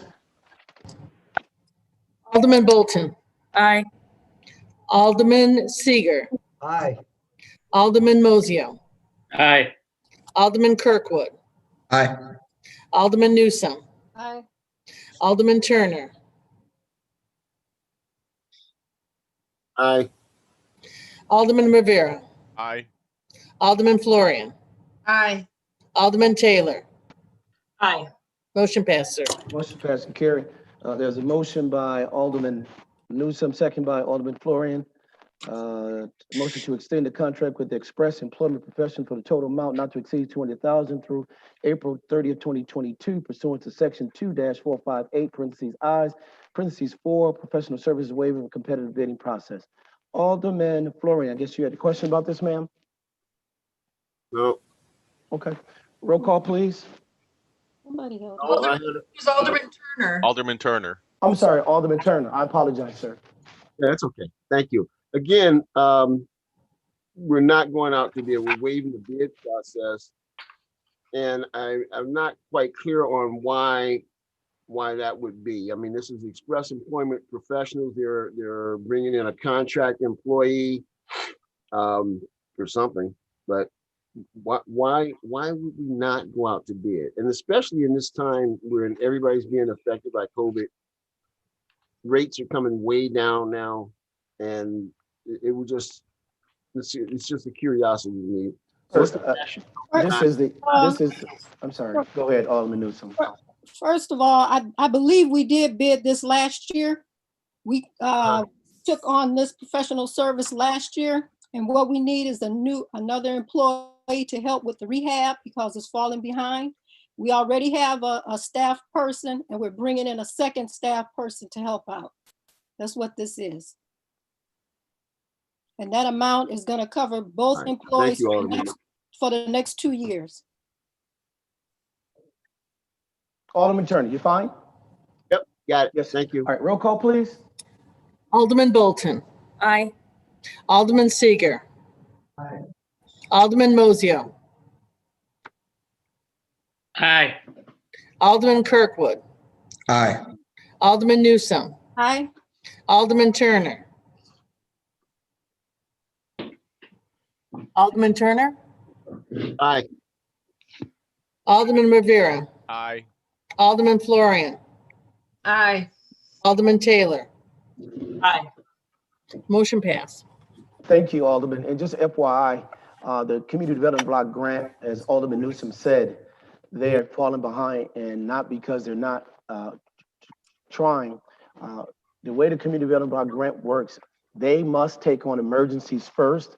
The emergency list is climbing, where they cannot really get to those home rehabs. So we're truly falling behind. So I'm glad that we were able to move this forward, trying to push as many applications through as humanly possible. And as all you know, the HUD regulation is, it is what it is. So we must make sure those I's are dotted and T's are crossed when it comes to that paperwork. So we should be able to move a lot of our that list forward probably as early as spring, but getting them ready now is very important. We're probably going to be coming back to you. And we're probably going to be coming back to you to add more contractors to the list because that's just where we're at. I think we're about a couple years behind on the home improvement, not the emergencies. But thank you very much. Thank you, Alderman Newsome, for that explanation. We had That makes sense. Thank you very much. I appreciate that. Thank you. Yes, sir. Alderman, motion by Alderman Newsome, second by Alderman Florian. Ordinance approving appropriation transfer relative to the annual appropriation adopted May 1, 2019 to April 30th, 2020 fiscal year. And I know there's some feedback, but I think everybody heard mine. Alderman Florian, you had a question? And that was me too, Mayor. I had Man, a I'm messing question up on that. here. Oh, Alderman Turner. Thank you. Just a question here. We're approving the appropriation transfer, but it doesn't say how much. Is there an amount? Do we know what that is? Tina could answer that, but it was Alderman. It was in the docs. But Tina, go ahead and answer that, please. The net is zero. The net change is zero. It's just transferring between different funds and categories. So there is no overall change to the appropriation. It's just a housekeeping item to reconcile the final audited numbers to the appropriation. So we came in under the overall appropriation by more than 20 million. Does that answer the question? No. Okay, it's attached to the materials. The transfers net to zero. Okay, I looked through those materials. I didn't see a dollar figure in there. That's why I asked. On the appendix. It's 20 million, sirs. No. The transfers, I'm sorry, Mayor, it's not. The transfer nets to zero. If you look at the appendix to the ordinance, the column where the transfers are, there's credits and debits. They net to zero at the very end of the columns. Thank you. Okay. Any other questions, Alderman? No. Thank you, sir. Roll call, please. Alderman Bolton, Aye. Alderman Seager, Alderman Seager, Aye. Alderman Mozio, Aye. Alderman Kirkwood, Aye. Alderman Newsome, Aye. Alderman Turner, Aye. Alderman Rivera, Aye. Alderman Florian, Aye. Alderman Taylor. Aye. Motion passed. Motion passed and carried. Item K, Motion by Alderman Turner, second by Alderman Seager to approve ordinance extending emergency COVID-19. Alderman Turner, you had a question? Yes, sir. Just not more of a comment. You know, we are 7 or 8 months into this now, and every month we're going back for a new emergency approving emergency orders. And I just want to comment. You know, now this is not become. It's no longer an emergency. It's the norm. It's common. It's what's happening.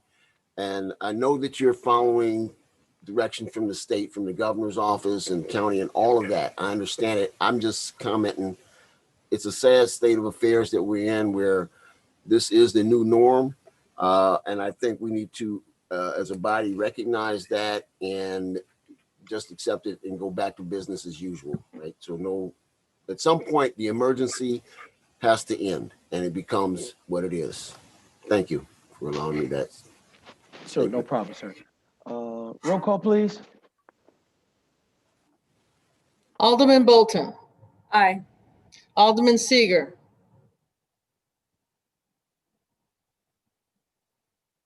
Aye. Alderman Mosio, Aye. Alderman Kirkwood, Aye. Alderman Newsome. Alderman Newsome, Aye. Alderman Turner, Aye. Alderman Rivera, Aye. Alderman Florian, Aye. Alderman Taylor. Aye. Motion passed. Motion passed and carried. Item L, motion by Alderman Rivera, second by Alderman Mosio. Motion to approve ordinance amended salary ordinance to reflect the Freedom of Information Act officer. Questions to the motion? Alderman Rivera, Alderman Florian next. Alderman Yeah. Rivera. Don't we already have somebody that takes care of this? We have an attorney who handles these, sir. Yeah, But and the attorney, they do not come into the FOIAs don't come to the attorney. They come to the clerk's office. That's our official officer. The attorneys are the ones who take a look at them and what they call that, redact them and things like that. So that's what we have, sir. Okay. Would that be All right, Alderman Florian, then Alderman Mosio. So we're paying the attorney to actually process the redaction. I mean the FOIAs. Is the FOIA officer, is that part of the clerk's job description, or is this something separate over and above the job description? It will be considered an addition to, yes, ma'am. So who's been doing it up till now? The clerk has. Okay. All right, we are reflecting that in the salary ordinance. That's all we're doing, ladies and gentlemen. All right, Alderman Mosio. Yeah, I mean, in more stable times, I might be able to go with this, but I can't go with it. I can't go with it right now. There's just no way. It's not with this pandemic and everything else that's happening with employment and things like that. So I just want to let that out there. I'm not trying to hide anything, but I can't go with this at this point. Thank you, Mayor. All right, let's table it. Alderman Mosio, first, motion by Alderman Newsome, second by Alderman Mosio to table it. Item L has been tabled. All right. Item P, motion by Alderman Newsome has been tabled. Alderman, motion by. We need a vote to table that? You don't need a motion to table it. If you're going to table it, you need a motion. If you're just going to apply an aldermanic hold, you don't need a motion. Yeah, there was a motion. There was a motion on the floor. It was tabled. Do we need to vote on the table it? No. Vote on the motion? Yeah, you have to have called for a roll. Okay. Roll call, please. This is a roll call to table it. Yes. Not to vote on it. This is to table it. Alderman Bolton. Aye. Alderman Seager. Aye. Alderman Mosio. Aye. Alderman Kirkwood. Aye. Alderman Newsome. Aye. Alderman Turner. You're tabling, Alderman Turner. Aye. All right. Alderman Rivera, Aye. Alderman Florian, Aye. Alderman Taylor. Aye. Motion passed. Motion passed and carried. Item P, motion by Alderman Newsom, second by Alderman Florian, to approve vendor payments dated November 2nd, 2020, in a total amount of $2,813,700.95. Alderman Florian, you had a question to that, ma'am? Yes, sir. We again paid for quite a bit of equipment for Mrs. Witherspoon, the aforementioned attorney that does our FOIAs. And I know it's part of the contract. I know we've discussed this before, but in light of the fact, as Alderman Moiseo said, that we're facing these financially challenging times, I just think maybe because we're going to have to reconsider other contracts, we may need to reconsider this, given the fact that we're spending so much, not just on the FOIAs, but also on all of this equipment for this particular person that then she apparently owns. Does she own it after we buy it for her? Is it like a gift? Ma'am, nothing is a gift. Let's be, ma'am, we've been over this. We'll look at the contract again and make sure those things are going, but at this particular point in time, this is where we're at. Okay? All right, ma'am. Roll call, please. Alderman Bolton, Aye. Alderman Seager, Aye. Alderman Moiseo, Aye. Alderman Kirkwood, Aye. Alderman Newsom, Aye. Alderman Turner, No. Alderman Rivera, Aye. Alderman Florian, Aye. Alderman Taylor. Aye, but I would like us to discuss this matter with equipment and just so we have clarification. Yes, Going- ma'am. We'll make sure in the contracts, we'll get them in the contracts, ma'am, see how it works out. Ladies and gentlemen, you really need to get ready. FOIAs are going to come. Now, we have 5 days to answer these FOIAs, and that's where we're at. I understand what you're saying. I see them way before you did. The fact of the matter is they got to get done. So as we move forward with all of whatever contracts, if this is standard within these contracts, they're standard. I wish we can change them. I really do, but unfortunately, Do we provide Bob? Do we provide Bob and those guys over there with laptops and printers and monitors and all that, or do we just pay them a monthly salary? We just pay them a monthly salary. Yeah, that's it. We will get these things looked at, ladies and gentlemen, as we move forward. Thank you, Alderman Taylor. Thank you, Alderman Florian. And that is it for our consent agenda. Item 5, reports and communications. Annual Treasury Report is on file. Are there any questions? There being none. Mayor, I probably should, Mayor, I report on the annual treasurer. Oh, annual, that's right. I apologize. Treasurer Schwab. Thank you, Mayor. The annual audit on October 17th, the printing of the annual audit report in the new Sun. That was done. All filings have been completed. The annual treasurer's report is available at Treasurer Schwab's office, Clerk Kelly's office, and it'll soon be on the city's website. All of the reports were done, completed on file. So I appreciate everything done, and I want the city council and the community to know that Tina Smelsky and the finance department has done a fine job again this year. Some assistance from Deputy Treasurer Joan Westfall, and cooperation from the several different departments that are audited. All our departments are not completely audited every year, and so the cooperation is really appreciated when they're asked. That ends my report. If there's any questions. Okay. Any questions? Thank you. He had a liquor license here. All right. Item number 7, new business. Alderman, I think this is Alderman Taylor's ward. Motion by Alderman Taylor, second by Alderman Mozio, to adopt ordinance adding a 1 Class E restaurant liquor license for Castron Inc. Pepe's. This is their selling of the corporation, if I'm not mistaken. They're Yeah, selling it's the actually corporation. Alderman Mozio's ward, but it doesn't matter. It's just a transference of Just a ownership. transfer. Easy. Yeah.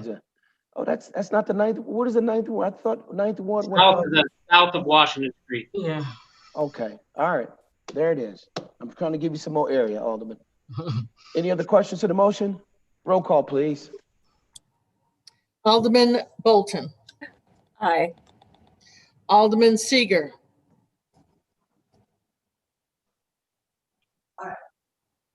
Hit it again. He had aye. He said Aye. Alderman Mozio. Aye.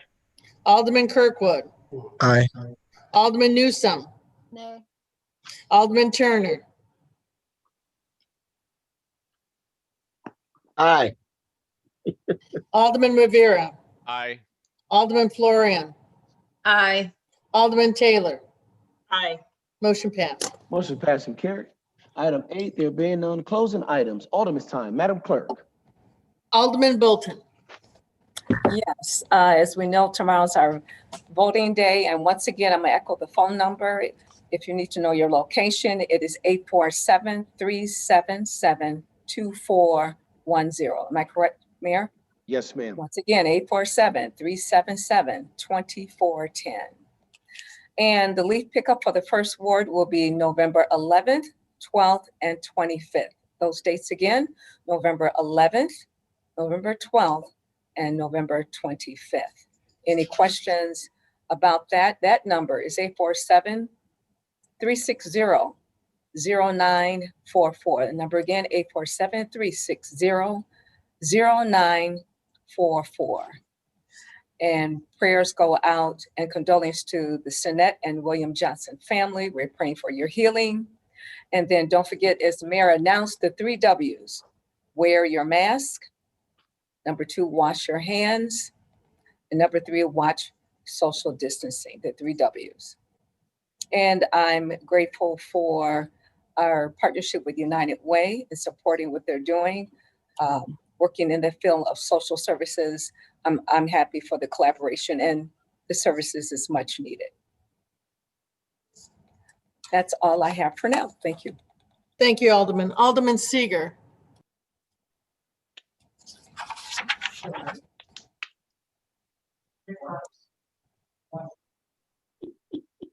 You're muted. You're muted. No, you have to turn the button. There you go. Once again, I'm saying, practice washing your hands, wear your mask, and keep your distance. This is a virus. It's airborne. It's serious, very serious. I wear my mask everywhere. They don't recognize me. Good night. That's all I have to say. Thank you. Alderman Mozio. Yes, thank you. I'm sort of at a loss of words, and I've been trying to wrap my head around the tragedy that we had about a week ago. Like I said, it's a tragedy, and it's been very hard for me to wrap my head around it. When I got into this position, one of my former teachers, and he actually was the mayor of Park City. I asked him for some advice, and he said, "Do more listening than you do talking." And then I just happened to be reading a book, and I've read it before, but I picked it up again, and it said, "Praying is not about asking; it's about listening." So as we go forward with this alderman would be doing a whole lot of listening. Thank you. Alderman Kirkwood. Thank you, Madam Clerk. In the 4th Ward, we will have Operation Clean Sweep. I'll be getting that information out to you. It will also be on my Facebook page. We'll also, for our leaf pickup in the 4th Ward, we have November 9th and 10th and November 23rd and 24th. Also, for all the neighborhood watch programs, I'd like for you to be meeting. Also, I will be sending out information block by block so that we could establish those neighborhood watch programs that have not started and those that have not been active as of late. Also, in the 4th Ward, we want to make sure that as the leaf pickup continues, make sure that cars are not in the way for the trucks to pick the area up. Also, they should be on the parkway, near the curb, not in the street. Also, once again, it's important that we wear a mask, as the other aldermen have said. Pray for the families that have lost a loved one, as well as having a loved one hurt. It's important that we also get out and vote. Tomorrow is the last day for voting. Polls open up at 6, close at 7. Vote your conscience. Thank you, everyone, and have a good night. Thank you. Alderman Newsome. You, Clerk Kelly, sorry. Leaf collection in the 5th Ward is going to be this week, Wednesday, November 4th, and Thursday, November 5th. And then the next one will be Wednesday, November 18th, Thursday, November 19th. And that has been reiterated before. Please don't put them in the street. Don't blow them in the street with your blower and all that. You know, make sure they get onto the parkway. And then also, I've seen a little uptick in graffiti. So I've been riding through my ward. So if you have noticed any graffiti that I've missed, I've called a few into the Mr. Hewitt for a cleanup. And then I got a call from a resident today that their garage is on an alley. I guess it was tagged. So I think we maybe can be proactive when they're out there, maybe spraying, maybe we can catch somebody. But if you notice it, please let me know so that we can get rid of it as soon as possible. Because if you don't, they keep tagging it and it gets bigger and bigger. So if you notice it and I miss it, please let me know so we can get rid of it. And that's all I have. Thank you. Thank you, Alderman Turner.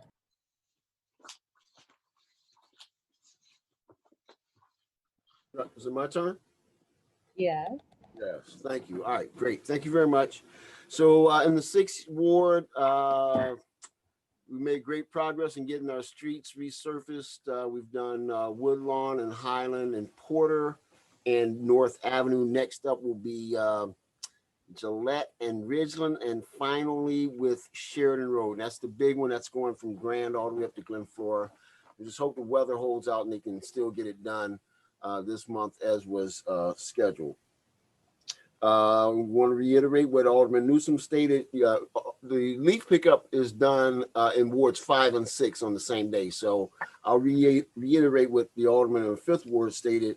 Our pickup 2 is going to be this Wednesday and Thursday. That will be November 4th and 5th, followed by Wednesday and Thursday, November 18th and 19th. Don't put your leaves in the gutter. You know, put them up on the parkway by the curb where they can come through with the vacuum cleaner.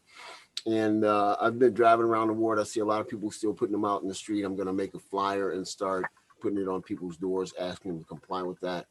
I want to remind you about, we recently passed our, or extended the hours for our alternate parking. Now it's from midnight until noon.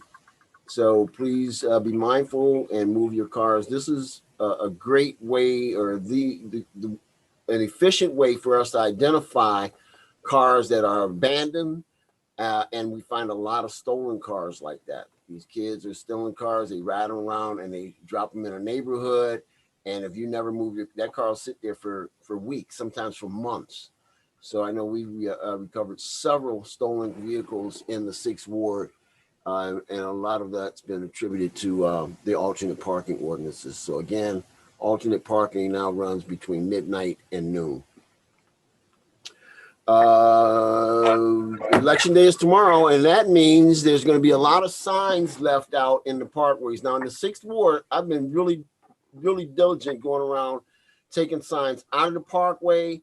If they're next to someone's residence, I put them in the residence yard, right? But if they were out in a public parkway in an industrial area, I've been taking them. So if your signs were missing from the 6th Ward in the industrial area, it was me, not them.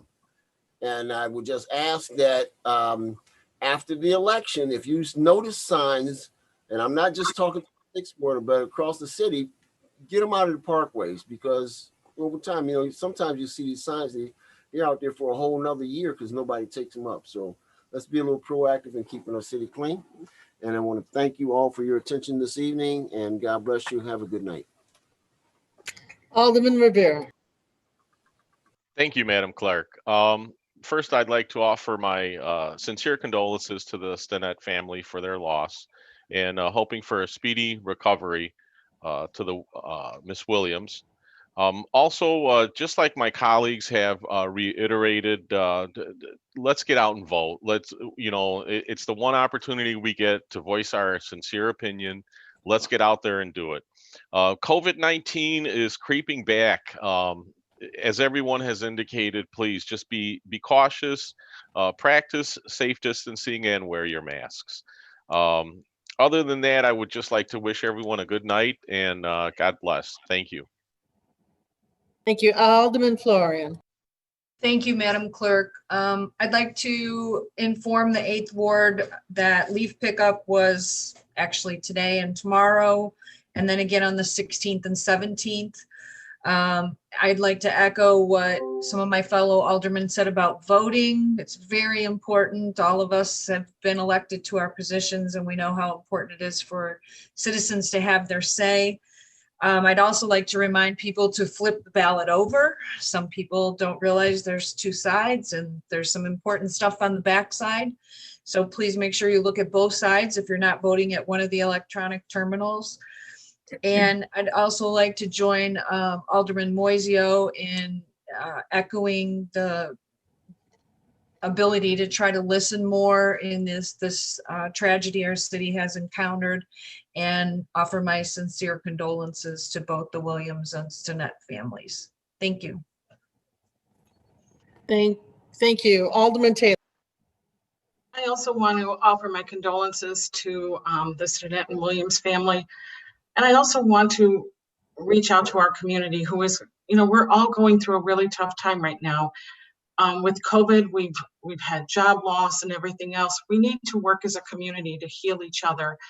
You know, if you have a neighbor that needs help, that they just need their garbage taken out, let's work together as a community and help each other. That's what we're here for. If you can do it, help out. I want to explain a little bit tonight on my vote on the aggregate levy. I understand that next year we will balance out, but we still have raised the aggregate levy, and I understand why. But for me, so many Waukeganites are negatively impacted by the COVID-19 pandemic. I've spoken to people who are ill, lost loved ones, and have either lost their jobs or had to cut back their hours due to helping their children with remote learning, whatever the case may be. I can't support anything right now that would make it any more difficult for our families and this community. You know, our city, as we're doing and we're trying to do and we'll continue, but we definitely need to work at tightening our spending, just like our residents are struggling with themselves. But that was my reason, and as when I take difficult votes, I try to explain to you why I take them the way I do. Next leaf pickup is November 11th and 12th in the 9th Ward. I want to talk a little bit about, in the 9th Ward, we're getting some dumping. 8th Street in particular is one that it seems every week people are dumping garbage back there. I have tire dumping going on at most of my major streets. I don't know what's going on. The other thing that we also need to look at is we've had some animals dumped lately at our animal control. If you can no longer care for your animal, there are rescues and you can take them to animal control. But please do not leave them stranded in cages or whatever outside of our animal control, that they could be injured or hurt. Please take them in. We don't do anything, you know, we don't penalize you for dropping them off, but it's just not fair to the animal. So thank you very much. That's all I have. Thank you. That concludes Alderman's time. Mayor? I want to reiterate, just to be clear, I know Alderman, thank you, Alderman Taylor, for clarifying your position. But just so there is no confusion, from last year to this year when our levy is concerned, there will not be any increase in the dollar amount that is collected from our levy. Alderman Taylor specifically was talking about the two different types, but there will be not a new increase in dollars from a standpoint of our levy is concerned for the 2021 year. Last but not least, I had an opportunity on Halloween, Saturday between 2 to 5, to ride around the city. And I'm telling you, I saw some amazing young men and young ladies along with their parents, very happy about that. And some of the costumes that people had. And I think I was very, very excited to really see it. Was out in the 8th Ward, and parents walking with and accompanying some of all the kids. Well, there was some pretty unique type of gadgets that people were using in order to dispense the candies. And I want to share it with the aldermen through, I'll text them to you. It was pretty interesting. And I think they're going to start using that all the time for Halloween now. I saw one person in their second floor window with a tube running down to a box, and they were just shooting, and the kids were just, put their hand out there. So it a little scary, but pretty ingenious and creative. That was out in Alderman Florian's ward. That was quite interesting.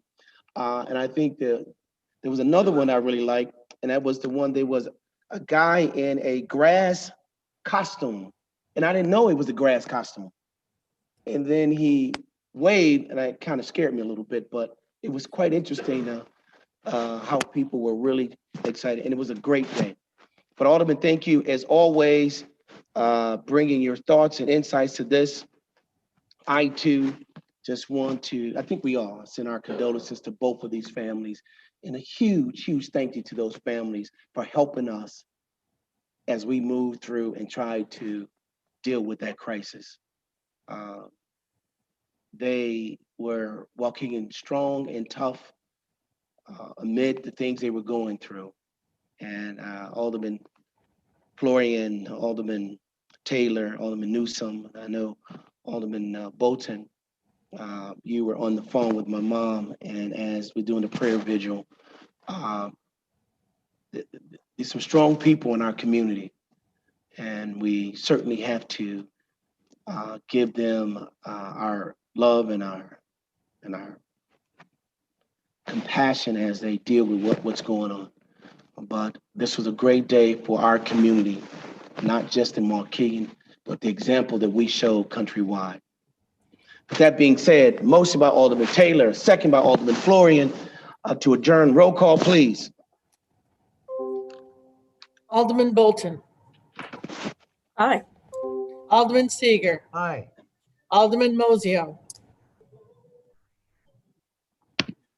Aye. Alderman Kirkwood. Aye.